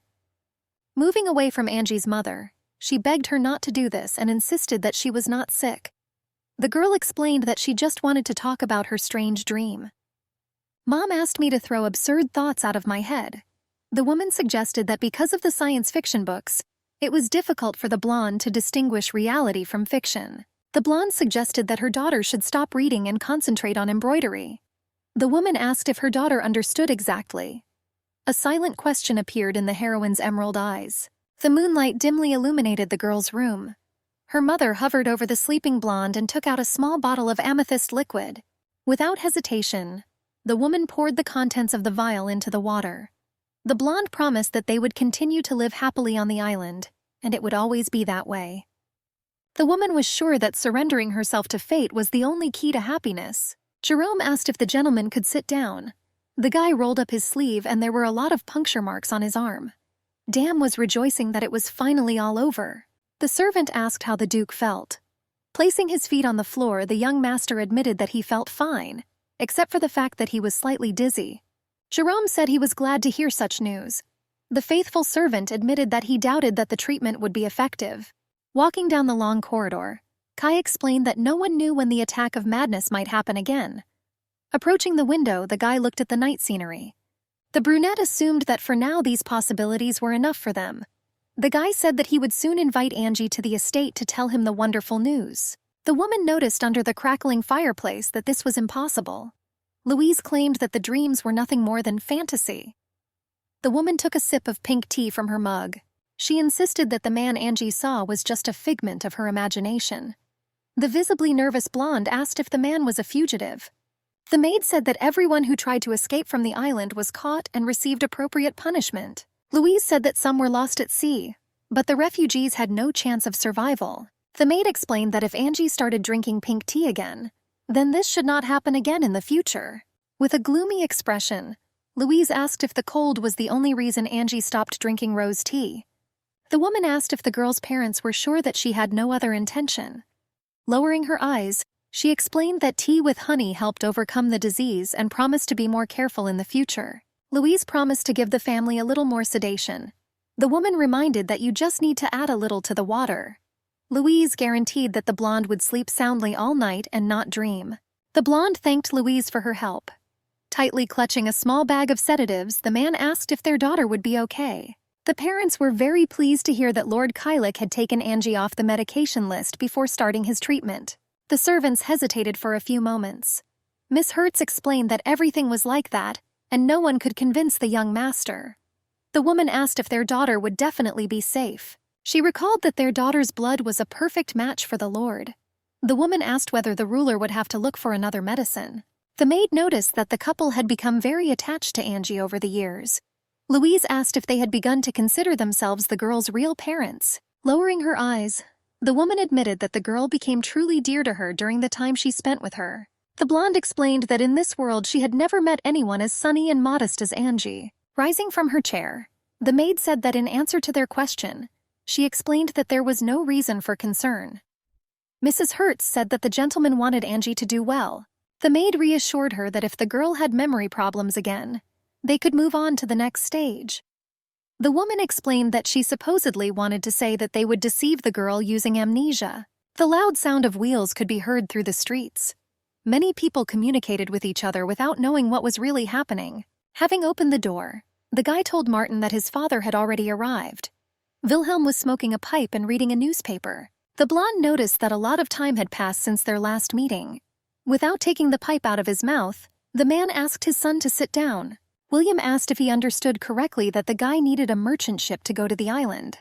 The blonde explained that he only needed the ship for cover. Martin said that despite the fact that a lot of time had passed, he remembered that the island was not that far away. The blonde said that any boat that could withstand a week's journey would be enough for him. The father said that it would not be the slightest difficulty for him to get a boat. The man asked if everything would be all right with Martin. Taking his hand, Martin asked his father not to worry. The guy explained that until he lands on the island, nothing dangerous will happen. Nodding, the man confirmed, allegedly believing that this is how it will all be. Wilhelm asked if his son was sure that he could find the girl he saw in his dreams. The green eyes dimmed noticeably, and the guy stated that he couldn't be sure, but would like to make sure for himself. Martin explained that there should be no new victims. The father noticed that he had not seen such a look from his son for a long time. The guy recalled that he also became a victim when he was kidnapped and taken to the island against his will. The blonde assumed that countless other children had experienced the same thing, just like his daughter. The man asked if his son realized what he was saying. Wilhelm explained that the guy accused Duke Blackwell of taking children to the island against their will. The man could not believe that the memories of the abducted were manipulated, making people dependent on the drug, which was grown there on the island. Wilhelm asked his son not to talk nonsense. The man explained that he was still grateful that he saved his daughter. The father recalled that Bryn simply got lost and wandered around when she attracted the attention of some petty criminals. The man explained that the House of Blackpell was a subsidiary line of the royal family of Trirestra, and their family was the most powerful on the continent. He insisted that he had no negative feelings towards them. Although the man may have been the richest man on the continent, the man recalled that his own wealth paled in comparison with that of that family. Waving his hand, the father asked where Martin got such strange ideas in his head. The man ordered the blonde to stop talking about this topic. Patting the guy on the shoulder, the brunette argued that if he saved his daughter, then he should reward him generously. Martin explained that the villains were targeting orphans who would not be found if they disappeared. He claimed that the unfortunate children were sent to the island as sacrifices. Martin asked if the man remembered everything correctly. The blonde recalled that the man's daughter was covered in dirt, disheveled when she was found in the pouring rain. Martin suggested that those who did not know the girl could confuse her with an orphan. The guy assured that he did not need a reward, but simply asked that the man use the money for the benefit of the country's children. The blonde hoped that the children would not be so vulnerable, and that they would not be dragged off to that terrible island. Covering her eyes with the brim of her hat, the woman assumed that the blonde's words were true. Wilhelm asked why the Blackwell family would create such a strange secret organization. The rich man explained that if they needed land to grow the drug, an estate on the mainland would be a much safer option. The father explained that if the Blackwells needed labor, they could hire much stronger people than children. The brown-haired man asked if his words were true. Martin asked if he had ever heard of a dark ritual called eternity. The rich man asked what the guy meant. The blonde explained that about 10 years ago, the Blackwell house began to practice forbidden rituals. Martin insisted that the only thing he knew was that the ritual required the flesh and blood of children. The blonde insisted that magic made it possible to get something that people should never have wanted. The island was flooded with bright sunlight. Small yellow flowers stretched towards the sun while the glare of sunbeams played on the luxurious lawn. Taking the embroidered napkin in his hands, the blonde was delighted with its beauty. Mike noted that this was a truly incredible gift. Laughing, Angie claimed that she wanted to repay the people she felt indebted to during her time at the estate. The girl admitted that she regretted that she could not finish the decorations earlier. The blonde asked if Michael liked the gift. Smiling, the guy noticed that that napkin was simply wonderful. The albino suggested that the blonde gave the gift not only for him. The guy insisted that he couldn't even hope that when he first asked to meet, he would be given a gift. Angie noticed that the blonde actually looked disappointed. Before this, the blonde had no idea who Michael was. Smiling, the guy noticed that his name was not written quite correctly. The girl was surprised because she was sure that it was on a napkin that it was written correctly. The guy explained that his name was pronounced the same, but spelled a little differently. Angie insisted that she did not know this and promised to make a new napkin. Smiling, the blonde explained that everything was fine and he was happy that the girl knew the correct spelling. Holding the gift in his hand, the albino smiled radiantly. The sun illuminated his hair, giving it a purple tint. A small leaf fell into a pond. Mike asked if the girl had finished her work at the mansion. The guy explained that apparently he would have to stay in these places. The blonde insisted that it seemed to her that there was nothing left that she could do. The girl remembered that since her mother forbade her to read, for some reason, Martin stopped appearing in her dreams. Angie was sure she wouldn't drink rose tea again because there might be things she didn't know about. The blonde was looking forward to inheriting Mr. Kalek. Louise said that most likely the ceremony will take place within a few months, since the guy's treatment has been completed. A man in a black robe asked whether the ruler would go to the mainland. The maid explained that the young master must have an audience with His Majesty. The woman claimed that she had everything under control, and warned that she needed to find a new cure for Kalek. The maid realized that she should prepare for any unforeseen circumstances. The woman realized that Angie Risdell's blood was the most suitable, but there was nothing they could do, given how adamant the master was in this matter. The woman offered to find a child, which would suit them at this stage of treatment. Mom asked if Angie was sleeping. After her husband's affirmative answer, the blonde admitted that it seemed wrong to her that they drugged the girl. The man sternly replied that she should not allow her resolve to weaken. The blonde clarified that Louise said they had no reason to worry. The man reminded them that they just needed to convince them that they didn't need Angie for the next stage. Breathing heavily, the woman asked if her husband had noticed this. The blonde noticed that their daughter occupied a special place in Mr. Kalek's heart, not as a companion or maid. The woman asked if her husband had seen how many gifts he had sent during the day. The blonde said Mr. Kalek said he thanked the girl for her hard work, but she had not heard him send anything similar to anyone else. Mom asked if her husband saw the expression on their adopted daughter's face. The woman explained that the blonde was smiling and was delighted that her embroidery was used to sew this dress. The blonde agreed that his wife was right, but there was little they could do. The man assumed that it was just a fleeting youthful love. The blonde assured that the gentleman should understand this better than anyone else.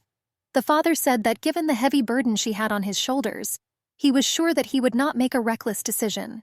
Lying quietly in bed and opening her emerald eyes, Angie couldn't believe her ears. The girl noticed that as soon as she came home, she unusually quickly fell asleep after drinking water. Initially, the blonde wanted to believe that it was a side effect due to her not drinking rose tea. Angie found a note that was hidden in the box with the dress. That day, she felt that she should not drink the water that her mother brought her. The guy said in the note that his treatment had come to an end, and asked his girlfriend to come to him in the evening in this dress. The brunette explained to the girl that Jerome would be waiting for her at the entrance to the forest.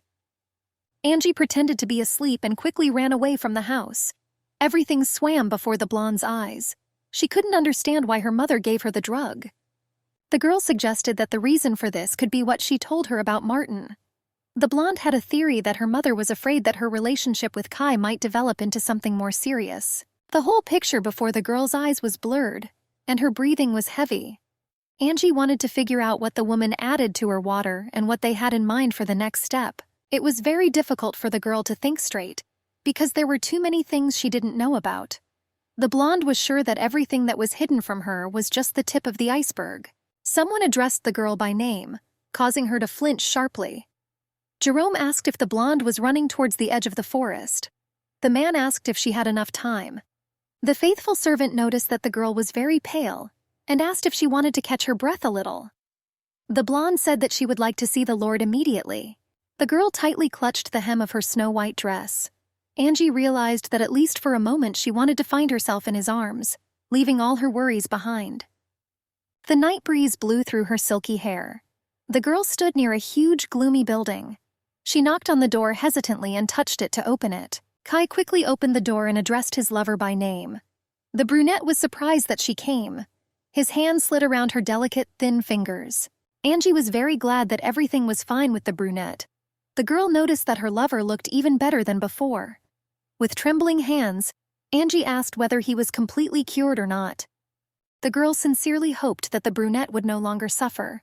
Lord confirmed that he was fine. With a deft movement of his hand, Kai threw the hat off her head. The headdress slid through the air and landed softly on the greenhouse floor. Gently stroking her cheek, the Lord noticed that this dress suited her style very well. The brunette said that the little thing was made specifically for him. He wondered if the girl recognized this marigold embroidery. Angie responded positively, claiming that she did the embroidery herself. She said that when she was embroidering marigolds in the mansion, She could not even imagine that the needlework would become part of a chic dress. Holding his beloved tightly to himself, the Lord explained that he would like to give her something meaningful. Lowering her eyes, the blonde thanked him. The brunette admitted that only she allowed him to call himself by his abbreviated name. The girl relaxed her vigilance and began to suspect that he did not know about what was happening. Angie assumed that he didn't understand what people were thinking. The blonde assumed that her lover did not notice the secrets that this creepy island hid. The blonde explained that she was not sure that she could accept such a generous gift. Approaching her face, the guy assured that she deserved even more. Kai admitted that he waited for many years for his treatment to be completed to say this. The Lord asked for the honor of holding the blonde in his arms. The things of our heroes were lying on the floor. Angie kissed her lover passionately, looking into his sky-blue eyes. He gently began to untie her corset. The brunette reminded her that she should not be afraid, since there was always the possibility of pushing him away at any time. Kai whispered that he wanted to share this moment with her. The blonde realized that now she felt the same way and longed to touch him. The girl realized that she had more pressing issues to think about. She was unable to hold back and just wanted to feel the warmth of his body. The guy gently kissed her hand and explained that she would never guess how long he had been waiting for this moment. After that night, they lost themselves in each other again and again, but wanting more. The brunette felt that it was impossible to stop. He was seduced by the smell of her body and the warm breath that he felt on his neck. The brunette loomed over her with his muscular body. The more the lovers got to know each other, the stronger their passion became. During a passionate night, drops of love sweat dripped from their faces. On restless nights, they closed each other's eyes and ears, drowning in the abyss of ecstasy. Michael stood at the door, from where uncontrollable moans were heard. The blonde's silhouette was illuminated only by dim stars. The guy tightly clutched in his hand the napkin that the girl gave him. Angie went out into the garden and noticed that the night air was simply amazing. The brunette asked if she was sure that she didn't want to walk through the garden in his arms. Smiling, Kai noticed that she looked rather tired. The blonde blushed and insisted that she was fine. The Lord asked if she was sure of her words. Angie answered positively without hesitation, but in reality she was completely exhausted. The blonde felt as if he had become even more cunning than before. Kai put his hands on her shoulders, making her perk up. The brunette suggested taking a leisurely walk, explaining that he wanted to show her something. The guy gently took a strand of her silky hair and sniffed it. Angie happily accepted the offer. The girl walked hesitantly through the garden, admiring a small firefly. She noticed with admiration that the number of insects was increasing. The brunette asked what she thought about the view from which the floor of the island and the horizon of the sea could be seen. Small insects hovered in the air, creating the feeling of endlessly falling stars. Angie admitted that she had never seen such a mesmerizing landscape before. The Lord shared that his father allegedly said that he and his mother came here when they were not yet married. The brunette gently pressed his cheek to the girl's cheek. The smell of love was in the air. Kai admitted that the blonde was the first person he brought to this wonderful place. He asked if she remembered his words that he was going to say something special after his treatment was over. He tenderly said her name, causing her emerald eyes to sparkle with some kind of sparkle, like a breath of wind that disturbed the silence of the forest cover. A sudden thought appeared in her mind. For a few moments, the girl forgot about secrets and the feeling of awkwardness. Until this moment, no one took her seriously. Kai admitted that he sincerely hoped that his beloved would believe him and not question his words. The guy said that he sometimes watched her from this place. The brunette assured, allegedly heard her, that on those days when she did not come to see him, but helped her parents in that house. The guy nodded at the lonely cottage, which was surrounded by the sea breeze. Angie realized that this was their house on the northern coast, and she did not know that it was visible from the Blackwell estate. Kai insisted that at that moment his feelings began to grow, but then he began to doubt and assumed that this had happened much earlier. The brunette said that when he looked at her beautiful face, he felt truly alive. The guy said that in those moments he wanted to share his joy with her. The Lord became gloomy and asked if she would go to the mainland with him.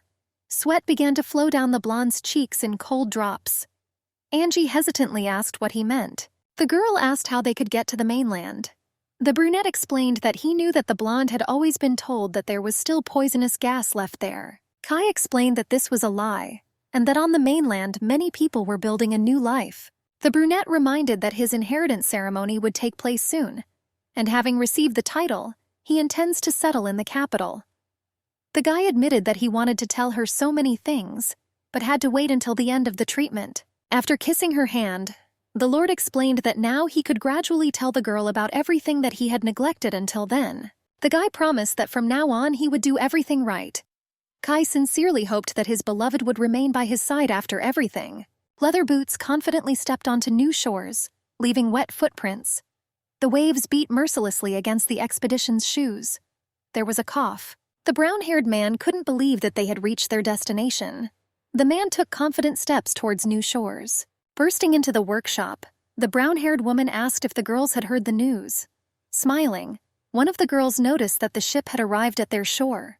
Emma was surprised that her friends already knew about this. The girl explained that apparently the captain of the ship was meeting with the Lord.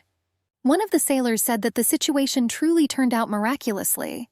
The man shared that they were caught in a storm and ended up on his lordship's island, the place they were looking for. Wilhelm said that the surrounding waters were considered impassable due to thick fog. The brown-haired man suggested that this was most likely why the island remained safe. The man suggested that this was divine providence. Anna was delighted to say that the lands outside the island were safe. The girls still had a hard time believing it. The brown-haired woman explained that they needed to monitor the situation for several more years. The girl skillfully embroidered golden roses on her lace. The girls were delighted that the situation itself was amazing, because they thought that they were stuck on the island forever. Angie remembered that just last night this was a pipe dream. The girl noticed that the coincidence was very strange, as if it was fate. The blonde realized that the recent news had clarified a lot of things, and it turned out that everything Martin said was true. Angie realized that her boyfriend really existed somewhere off the island again. The girl realized that most likely what the blonde said about pink tea was not a lie. Angie realized that she no longer saw Martin in her dreams due to the effects of the new drug. With every moment, the girl wanted to know more and more. The blonde didn't just want an answer, but to help Kai in any way she could. She was sure that because the young master had been ill for so long, he most likely did not know much about what was happening on his island. Angie noticed that her friend was completely shaking and pale. The girl asked if everything was all right with her. Letitia asked if the blonde had met Lord Kylik before. Our heroine asked what she meant. Lowering her sky-blue eyes, the girl assumed that her friend had no reason for this. This could hardly have happened. Angie cried nervously. I don't understand why her friend suddenly mentioned the Lord. The blonde realized that she could not ask why she had made such an assumption. She realized that she had never seen a girl so scared. Smiling, she explained that if Letitia ever needed her help, she could tell her so that it wouldn't happen. The girl gratefully laid her head on Angie's shoulder. She claimed that her friend was the person she valued most in this world. The blonde couldn't understand why she didn't understand this earlier. Because at that moment she made a huge mistake. Events moved to the Blackwell house. The young lord told the servant that sometimes he caught everything in his thoughts, that he imagined his mother's gaze looking at his father through the tongues of raging flames when she found out about everything. Kai could not forget the words that she shouted at him. The guy remembered his mother's snow-white face, as if there wasn't a drop of blood left in her body. The Lord knew that his father loved a woman, but unfortunately he realized it too late. Kai supposed that was why he was determined not to do anything he might regret later. The brunette recalled that Jerome served his father faithfully. The guy explained that he would not hold it against him if he decided to leave him. The young master warned that if Jerome stayed by his side, he would suffer the consequences. And he asked if he understood him. Bowing, the servant explained that he respected the wishes of the guy and his father, and was therefore completely devoted to the family. Overhearing the conversation, Louise realized that this would not work. The woman knew that if things continued like this, it could become a huge problem. The maid, with complete determination, began to act first. With quiet steps, she approached the blonde man, who was waiting for her in the depths of the gloomy corridors. Events are moved forward 2 weeks. The guests were surprised by the beauty and magnificent views of the celebration. The brunette suggested that Angie go quickly. The blonde was glad that Kai's inheritance ceremony had finally been officially announced. The girl remembered that according to tradition, the young master must go to the mainland with the sailors to receive the title. Angie knew that before their ruler sailed away, there would be a 3-day ball for the inhabitants of Cullinan Island. To the blonde's surprise, the people were not afraid of the mainland. The inhabitants were intrigued by ideas about the unknown world. There was anticipation in the air of opportunities to see the face of the future duke which had been kept secret for many years. Angie assumed that people had until then tried to suppress their curiosity about Kai and the mainland. The girl realized that this was exactly what was expected of them. Most likely, Kai was not feeling any better all this time. Jerome approached the girl with confident steps. The blonde was surprised to see her lover's humble servant. The man asked if she could come with him for a minute. Angie assumed that Kai wanted to see her and agreed to go with the man. The blonde told her friends that she would be back soon. The girls were going to watch the festival from the same place where they were standing. Angie walked with confident steps behind her old acquaintance. Harold stood next to his daughter. The man asked if she was ready. The father reminded her that she should not make mistakes of any kind, and reminded that the future of their family lay on the girl's shoulders. Louise greeted the guests with a forced smile. The woman said she had been waiting for Mr. Duran for a long time. Smiling, Harold asked if they would immediately go to the Lord. The maid said that they would just discuss a few things. The man followed Louise, leaving the blonde alone. The father asked why Letitia froze like an idiot, and ordered her to follow him. There was fear in her sea breeze-colored eyes, but the girl followed her father with uncertain steps.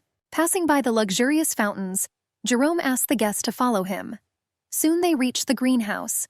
With a radiant smile, Kai greeted his beloved. The guy reassured Angie that no one would enter this part of the garden. The brunette hugged her tightly and assured her that he missed her very much. Despite what happened last night, after the hug, the girl's heart jumped out of her chest. The blonde asked if he was sure that he had time to meet with her. Smiling, Kai said that nothing was required of him except his presence. The gloomy girl said that she thought a lot about what he said to her on the cliff, when fireflies were circling around them. The blonde explained that she was a little afraid, but still she was overcome by the thought that long before he spoke about the mainland, she met Martin in her dreams. Angie explained that when she learned that there was someone interested in things outside the island, she may have already foreseen this moment when she would enter the new world. The first emotion she experienced was delight. Angie dreamed of going to the mainland with Kai if fate gave her such a chance. She took his hand and pressed it to her cheek, assuring him that she wanted to go to the mainland with him. The guy admitted that his heart was heavy that the girl would have to leave her parents and friends. The Lord asked not to worry and promised after a while to make sure that those she loved could also settle in the capital. With sparkling eyes, the blonde asked if this was true. Kai assumed that it was his turn now and took out a small box from the inside pocket of his jacket. Looking at the decoration with admiration, Angie asked what this decoration was. Brunet said that the sacred tear was a jewel that was passed down in his family from generation to generation through the female line. Kai said that his father gave the jewelry to his mother, and now he wanted to give it to his girlfriend. He carefully pinned the sky blue stone onto his beloved's dress. A visibly nervous Angie explained that she wasn't sure she could accept her prized gift. The Lord asked who else he could give the jewelry to, if not his beloved. Kai admitted that he was originally going to give her a necklace and a ring, but according to tradition, they would have to exchange rings when they said their vows. Covering her mouth with her hands in delight, the girl asked if he was sure of his intentions. Angie recalled that she had nothing to offer. The blonde recalled that he was a sideline of the imperial family. Jerome interrupted the girl's words, reminding the gentleman that it was time to go out. The brunette insisted that he had completely lost track of time. Kai handed his beloved a small envelope and asked her to read the contents. The guy said that the note contained everything he wanted to say, and all the answers she wanted. Kissing the girl on the forehead, the brunette promised to contact her soon. Kai explained that they would need to start preparing to leave the island.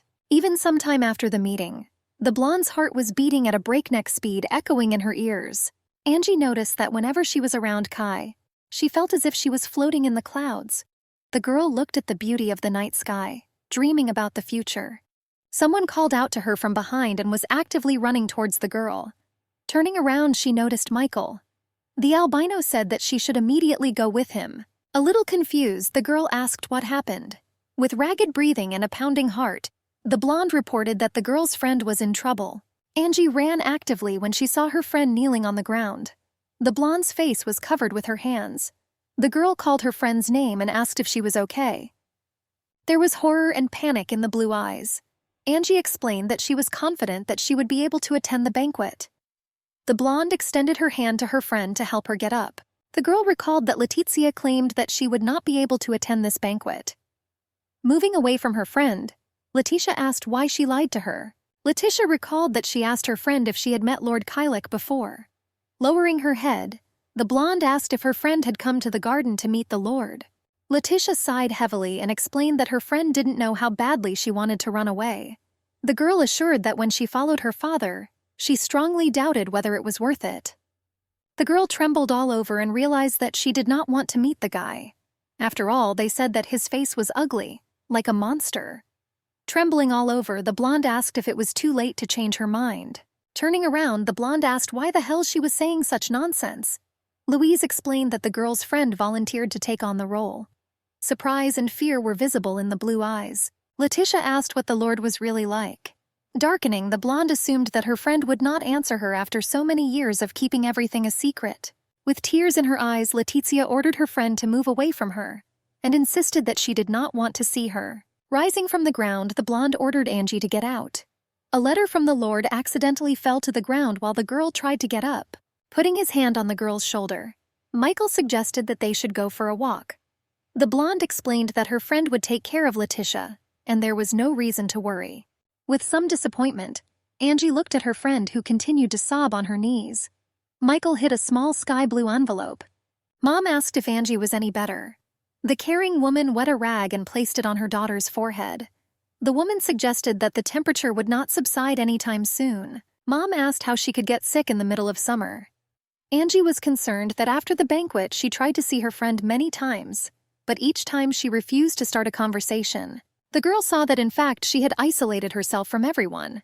Unfortunately, the blonde lost the letter that Kai then gave her. Entering the room, the father asked how his daughter Angie was feeling.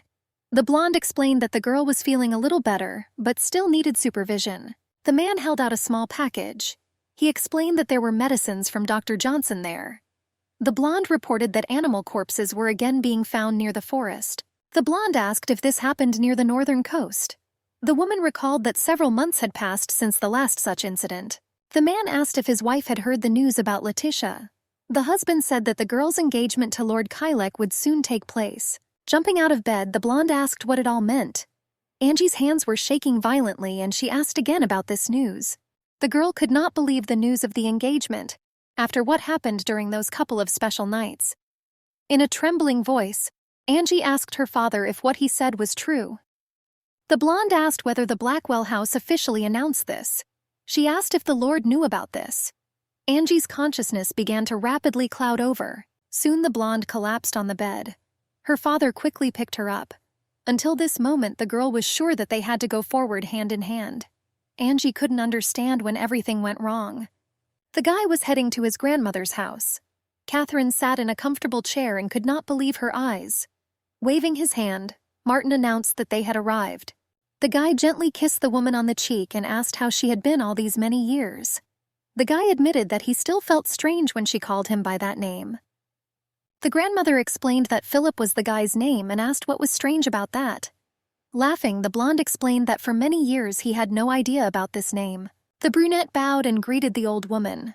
The girl said that her name was Bryn and asked if she remembered her. After thinking a little, Catherine explained that she knew a girl with that name who was the daughter of the store owner. Smiling, Martin explained to her grandmother that the girl was his bride. The guy recalled that he brought the girl to their house several times. The blonde realized that his grandmother's memory problems had become even worse. Martin gently took the woman's hands and promised to visit her more often.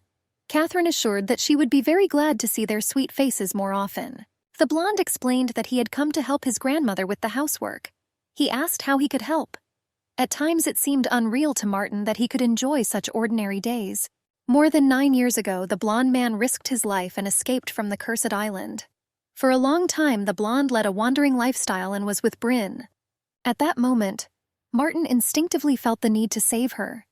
Fortunately for the guy, the island was just a nightmare past that was left behind. And now they were able to start a new life. With Wilhelm's help, he managed to find his long-lost grandmother. The guy learned that all this time he should have been called Philip. The blonde's attention was drawn to a photo of people standing on the table. The guy realized that the photograph was the only one that survived, since the others were burned during the war. The woman said that Bryn and the guy's sisters had a very similar aura. With horror in his eyes, Martin asked if he had a sister. The woman wondered if he really didn't know. The blonde admitted that he still hasn't fully regained his memories. Feeling awkward, Catherine explained that she did not know this. The woman assured that the guy had a twin sister. The grandmother said that the baby was a beautiful and cheerful girl with the same eyes as his. Marigold flowers quickly opened under the bright rays of the sun, standing cut in a vase. The woman said the girl's name was Amber. Catherine said they loved to sing a song from their hometown. Grandmother sang part of the melody and words. The melody seeped into the guy's head and he began to remember his mother and sister. One day the little girl boasted that she was finally able to remember all the words. Patting Amber on the head, the blonde noticed that she was great at singing, and the guy promised to teach her a different song next time. The girl laughed and reminded him that he could not take back his words. Looking at the photo again, the blonde realized that the girl from his dreams was his sister. The guy was stroking a photograph of a baby that was covered in flame stains. The blonde realized that it was Angie. Bryn asked if everything was okay with him. Martin explained that he had just remembered everything. He clutched the photo frame to his chest. Events moved to the garden of the Blackwell estate. The blonde asked if she wanted him to continue waiting. Michael asked how long he should wait. The guy suggested that perhaps everything would get better on the island soon. Louise sternly noted that he still had not gotten rid of this habit. Visibly nervous, the albino asked not to change the topic. Michael recalled that all these years he did not show himself and pretended to be sick until Duke Blackwell died. The guy asked if the time had come to reveal the whole truth. The woman said that they had plans for Lord Kylock's betrothal. Miss Jerez said orders may be issued. The maid explained that the guy just needs to wait for the right moment. Angie walked out of the church, throwing on a bluish cape. The guy decided to approach first. The blonde asked the woman to tell the rest next time. The maid warned that the guy's rash actions could lead to serious trouble. Soon Michael was next to the blonde. The guy explained that he had heard that she had been sick for some time. The blonde said she wasn't sure because she didn't have a fever, but she still felt weak. Looking down, Angie realized that since that ill-fated night she had not heard anything about Letitia. It was painful for the girl to realize that her friend had suddenly moved away from her for some unknown reason. The blonde still couldn't believe the news. Angie asked how this was possible. She still remembered every word Kyle said to her. The girl understood that the jewelry that he gave her, and every promise that he gave her, turned out to be a lie. The blonde sincerely wanted to believe that there were circumstances beyond the guy's control. Unfortunately, Angie found it difficult to convince even herself of this. The girl's body was completely trembling, and tears were welling up in her eyes. Michael gently removed his hood and looked into her emerald eyes. The guy promised that if he were in Kaya's place, he would never leave her. The albino assured that he would look into her eyes and share his warmth when she needed it. Surprised, the blonde asked what Michael meant by this. The blonde explained that he could brighten up her loneliness.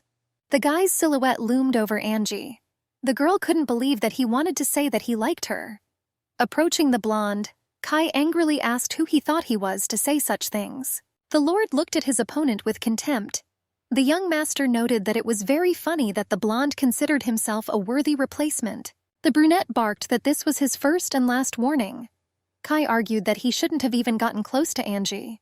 Unable to restrain himself, Michael asked if Angie knew how dangerous the brunette was.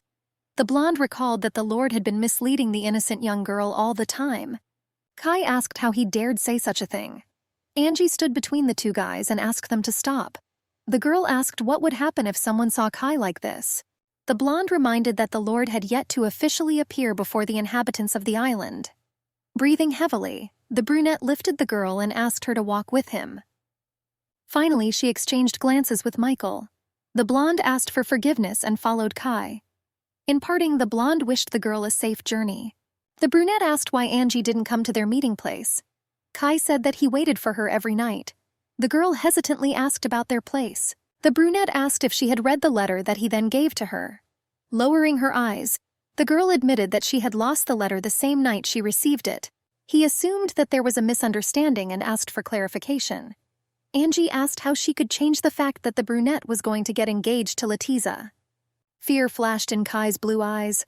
The girl asked if the rumors were true. Tightly gripping the hem of her dress, the girl couldn't believe that it was really like that. Everything began to clear in Angie's head. The blonde was aware that from the place and time of the engagement ceremony to all the subsequent plans, it seemed that everyone except her was happy. This situation made the girl feel as if the time they spent together meant nothing. After the girl recovered from the shock a little, she promised to return that brooch. Angie explained that it would be more correct if the family heirloom went to the future Duchess. The Lord asked what his beloved was talking about. He recalled that that brooch belonged to a girl. The brunette insisted that he did not love Laetitia Durand. Kai recalled that he wrote that this was just a marriage of convenience. The Lord said that recently many eyes had been directed at them, and they needed to go to the capital. Pulling her hand back, Angie asked if he wanted her to become his mistress while she worked as a maid in his capital mansion. Kai asked not to say such things and promised that such a thing would never happen. The guy promised to make sure that the blonde has her own home. Kai promised that she would not have to interact with anyone else from the Blackwell house, and no one would be able to lay a finger on her. The guy wanted to tell the reason why he had to get engaged. The girl burst into tears and insisted that if she had known about this earlier, she would never have contacted him. Angie claimed that if she had known this in advance, she would have done everything possible not to fall in love. And if she hadn't succeeded, she would never have shown her sincere feelings. Rising from the soft chair of the carriage, the girl announced that it was time for her to go. Knocking on the carriage door, Jerome turned to his young master. Hanging over the girl, Kai said that he could not let her leave. The guy explained that they still had a lot to discuss. The fog again appeared before the girl's eyes and she quickly began to fall. Entering the carriage, the faithful servant asked for forgiveness and was taken aback by this situation. Kai asked if anyone had seen their crew. The guy said that they were returning to the mansion immediately. The blonde said that they should take the chance when the fog clears a little. Martin asked what they had to do. The elderly man asked if the guy was planning to just find the island and get closer to it. The blonde admitted that this was his goal at the moment. The captain warned that they could have problems due to the storm, but he could not miss this opportunity. The man suggested setting sail before the storm began, then anchoring off a rocky island nearby and searching for the island as soon as the fog cleared. The captain warned that everything would depend on whether the fasteners could survive the terrible storms. With confidence in his eyes, Martin said that this would not be a problem for him. The guy was determined to find his sister. The blonde stood up abruptly, her heart pounding.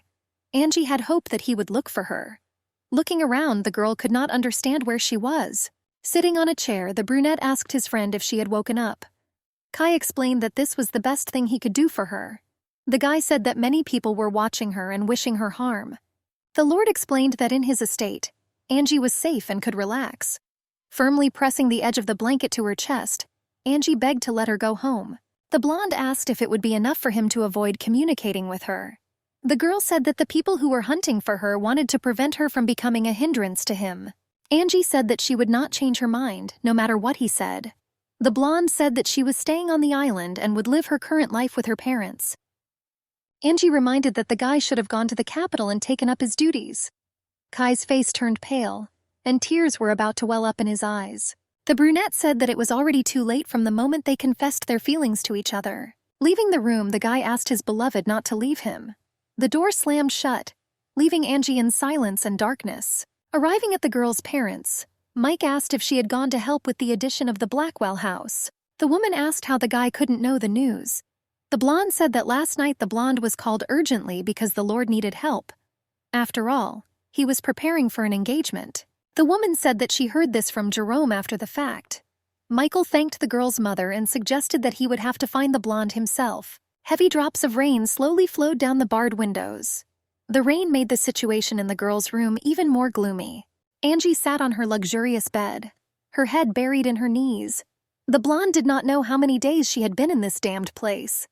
Kai came to her every night and silently watched. The guy's look said that he wanted an answer that she could never give him. Angie tried to cry and scream in anger, but in the end it was all useless. One of these days the blonde will try to end everything. But Kai stopped her.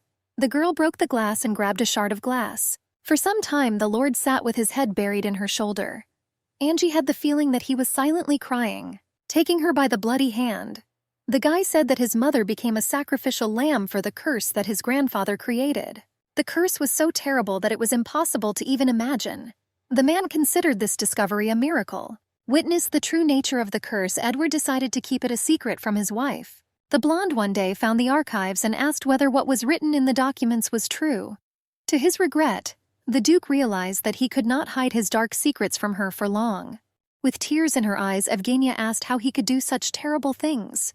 Running out of the room in horror, the woman asked not to come near her and broke the lamp. Evgenia said that she would never forgive him, even after death. The woman accepted her fate and burned alive in the flames. A heartbreaking scream filled the Blackwell estate with horror. The guy said that his father lived the rest of his days regretting everything, and he himself grew up aware of the severity of this burden. Kai explained that he didn't want to feel the same regret. The brunette explained that he would not let the salvation that Angie gave him go to waste. The blonde's face was swollen after long hysterics. The Lord ordered the maid to prepare food that was easy to swallow, like warm water and milk. Mrs. Hertz asked why the guy brought the blonde to the estate. The young master said that if he had not done this, someone would have tried to harm his beloved.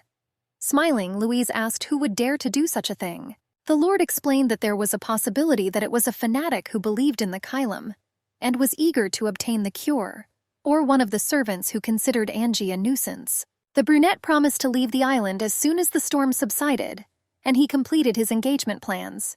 The guy said that he had only one condition. Kai asked to destroy every single ampoule with amnesiac.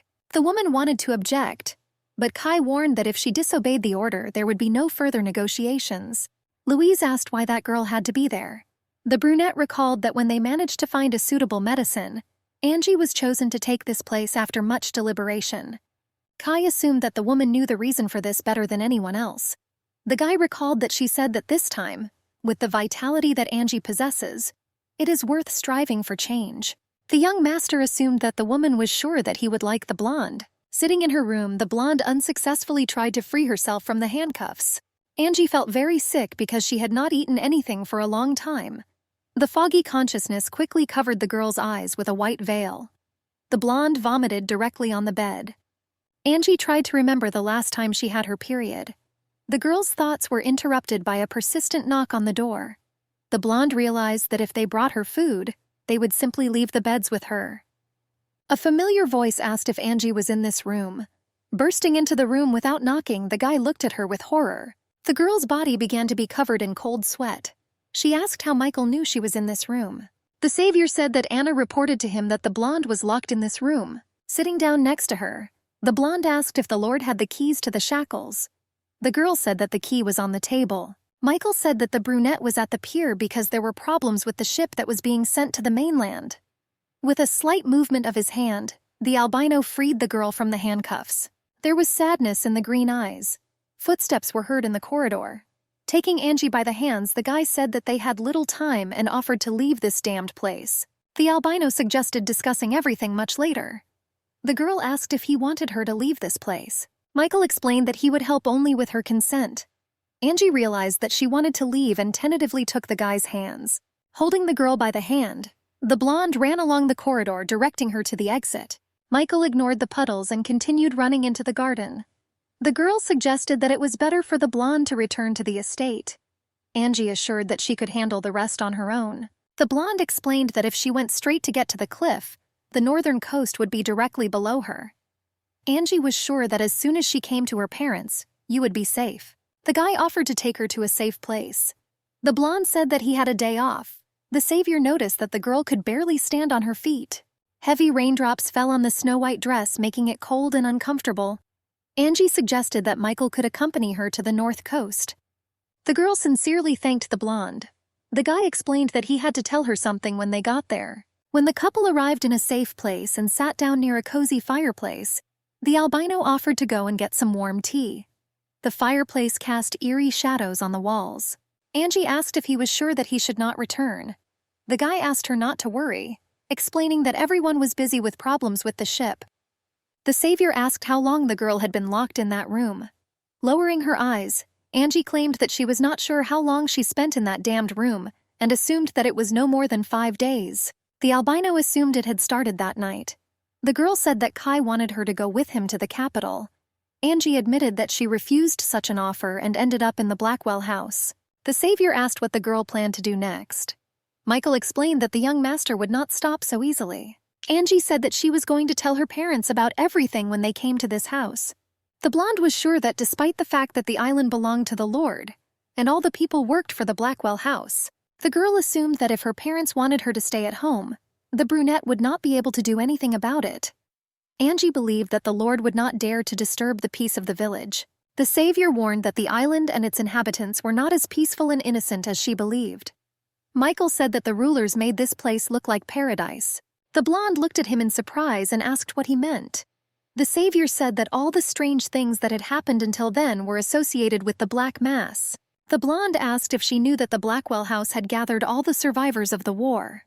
The guy said that everything was planned from the very beginning, and that those people were monsters who were cursed. The girl repeated Michael's words with some disbelief. Angie asked what he was talking about. The Savior said that he listened to the conversation between Mrs. Dunce and his closest assistant. The guy shared that the woman called ordinary people medicine. The rest were assistants who worked for the Blackwell house. Michael said that he wanted to tell the girl the whole truth. The Savior assured that the girl should believe his story. The rain drummed tirelessly on the roof of the house, leaving streaks on the glass. The blonde hesitantly asked if the ritual called eternity had been carried out since the reign of the previous duke. The girl asked whether the medicine should be sacrificed in this ritual. Having given a positive answer, Michael said that the medicine was called that because it was used as a treatment in a black ritual. The guy said he allegedly heard that this was done to achieve immortality and eternal life. It was quite difficult for Angie to believe this story, but she remembered her parents' conversation. The girl realized that everything was beginning to make even more sense. Angie asked what the name of the drug that was in the rose tea was. The victim suggested that long-term consumption of tea led to gradual memory loss. Michael suggested that the drug had no effect on the adults who worked as assistants, and he assumed that they had developed resistance to the amnesiatic. Angie asked how exactly the drugs were sacrificed. Drops of cold sweat ran down the blonde's face. The girl asked if everything was all right with her friends, who repeatedly went to church services and embroidered. The albino asked if the girl really believed this. The guy rolled up his sleeve and asked the girl to look at the consequences. Horror and misunderstanding flashed through the green eyes. The blonde recalled that he told her that the traces were through his illness, but they were in the same position from the very beginning. The guy explained that because of the amnestic, they had no memories of it. Gently touching his wounded hand, Angie remembered that several of her friends had disappeared. The blonde asked what would happen to the missing people as soon as they outlived their usefulness as medicine. Looking down, Michael admitted that he didn't know about it. The guy suggested that the medicine could be evicted from the island after they completely lost their memory. The blonde confessed to the belief that the people of House Blackwell knew how to leave the island. Michael theorized that the rulers prevented people from leaving in order to keep the island completely isolated. With horror in her eyes, the blonde asked if Elliot was killed by monstrous fish and sharks. The guy explained that this was a lie invented by the Blackwell house. The Savior said that someone was watching the windmills. Michael shared that the man killed Elliot before mutilating his body. With horror in her eyes, Angie was sure that the rulers could not do something so terrible. Placing his hand on her shoulder, the Savior explained that people were disgusting and cruel. The albino explained that they had only one choice: they must go to the capital together. The guy said that this could be the only opportunity to escape. Michael was sure that this was their last chance. Angie wanted to say in a trembling voice that if they sent there, the Lord would be in danger. The girl lowered her eyes, realizing that Kai should have known about everything that was happening from the very beginning. The blonde's hands tightly clutched the hem of her dress. The guy asked if she was okay. Michael suggested that the girl set conditions that she would leave only if her parents accompanied her. The guy gently stroked her silky hair and reminded her that once in the capital, she could look for an opportunity and go somewhere far away. The blonde assured that the girl could escape to anywhere in the world. With a little confusion, Angie asked when the ship would set off on its long voyage. The albino said that it was planned that he would sail as soon as the storm passed, but most likely it will be delayed for a few more days. The guy said that Angie should prepare and try to convince her parents. The albino explained that if the blonde said that this was an order, then they would probably agree. Angie said that she intends to keep their dialogue a secret. The girl said that her parents were used by the Blackwell house, and she did not want to tell them anything that could shock them. The albino reminded that the girl could always inform her parents when she arrived in the capital. The guy's words were interrupted by a sharp sound. The luxurious ship dangled on the water as if it were made of paper. The ship's captain reported that they needed 2 more people on deck. The man asked if everything was okay with Martin. The brown-haired man joked that it was very good that the guy didn't get seasick. Martin asked if everything was okay with the captain. Smiling, the man claimed that worse had happened. The captain asked to hold out a little longer and promised that as soon as the rain stopped, they would be able to quickly find the island. Smiling, the guy agreed and went out onto the deck, looking at the cloudy sky. He prayed that his sister would be safe. The guy hoped that until he got to her, God would protect the girl. Arriving home, the woman was amazed to see Michael and Angie. The blonde asked what they were doing in the house. Cold sweat quickly flowed down the guy's cheeks. After greeting Michael, he announced that Angie had finished her embroidery. The guy said that due to heavy rain, they decided to wait for their parents in the house. Running up to her daughter, the woman asked why her face looked unhealthy. The woman asked if her daughter was tired. Angie hugged her mother tightly and tears of happiness appeared in the girl's eyes. The woman suggested that the blonde had fallen on hard times. The man said they brought homemade soup for his daughter and asked her to eat a little before she went to bed. The owner of the house asked if the guy also wanted to eat a little before leaving. Michael said that he already needed to return to the Blackwell estate. The albino explained that due to the storm, additional labor was needed. Angie turned around and called out to him. Smiling, the guy claimed that everything was fine and promised to come another time. Michael asked his friend to take a good rest. The girl thanked the guy. When the woman went back to the office, Mrs. Dunst said that the Lord would settle in the capital, and Angie would forget about it and live happily with her adoptive family. The woman asked whether this scenario would be the ideal ending. After hesitating a little, the blonde asked whether taking the amnesiac was really safe. The woman explained that it was better if the adopted Rain lived with them than in terrible torment. The blonde was convinced that the girl's life would be very difficult if you stayed close to the Lord.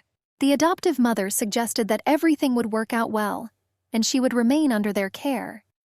Louise said that she was obliged to inform Kylek and asked the woman to behave as usual. Raindrops were rapidly falling down. Ignoring the puddles, Michael ran towards the house. All the guy's clothes and shoes were completely wet. The blonde remembered that the woman ordered to get rid of it when the thunder roared. The brunette said that he must play his role properly. Breathing heavily, the guy ran to the greenhouse. Smiling, the gentleman realized that she would never belong to him. Drops ran down the guy's face in quick streams. Michael had a crazy smile on his face. The brunette asked if there was another way. Hanging his head, the man asked for forgiveness and explained that the fastest time would be a week. The young master asked if there was anything that could be done. Jerome assured that there would be a safe sailing after the storm passed. The servant explained that if the fog cleared by then, people might suspect something. Kalik explained that it was impossible to continue deceiving people with such a cheap trick. The brunette recalled that people were trying to find out if it was possible to go to the outside world. The Lord realized that it was only a matter of time. The young master explained that sooner or later the residents would have the right to freely leave this place. The guy reminded that he would no longer need medicine. The man, breathing heavily, ran up to the guy and said that the Risdals had left the estate after meeting with Miss Dunst. Brown reported that the last bottle of amnestic had disappeared from the warehouse. Horror flashed across the young master's eyes and his heartbeat echoed in his ears. Brown said that Angie left the building early in the morning and was on the northern coast. Kalek's heart began to pound wildly, and beads of cold sweat appeared on his face. The Lord dropped his umbrella and headed for the carriage.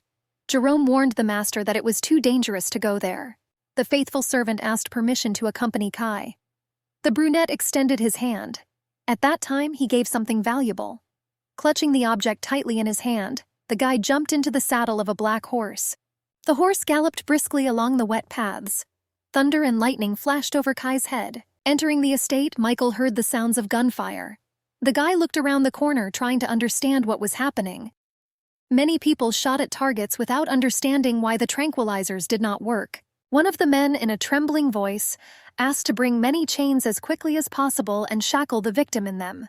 Trying not to attract too much attention, the guy walked along the corridors, which were splattered with blood. Screams and pleas for mercy were heard in the gloomy room. The shooter begged the man to spare them. The blond man, whose robe and hands were smeared with blood, helped people breathe their last breath. A zombie-like creature was heading down the corridors. Michael held his breath as he watched what was once a man. The creature walked along long corridors, smearing the blood of its victims behind it. The creature's breathing was heavy and a ring was visible on its finger. The zombie did not notice him and moved on. Drops of cold sweat ran down the blonde's face. Until that moment, the guy had no idea that it would look like this. Taking a sharp axe, the handle of which was splashed with scarlet liquid, the blonde decided to follow the creature. Michael wondered where it was going.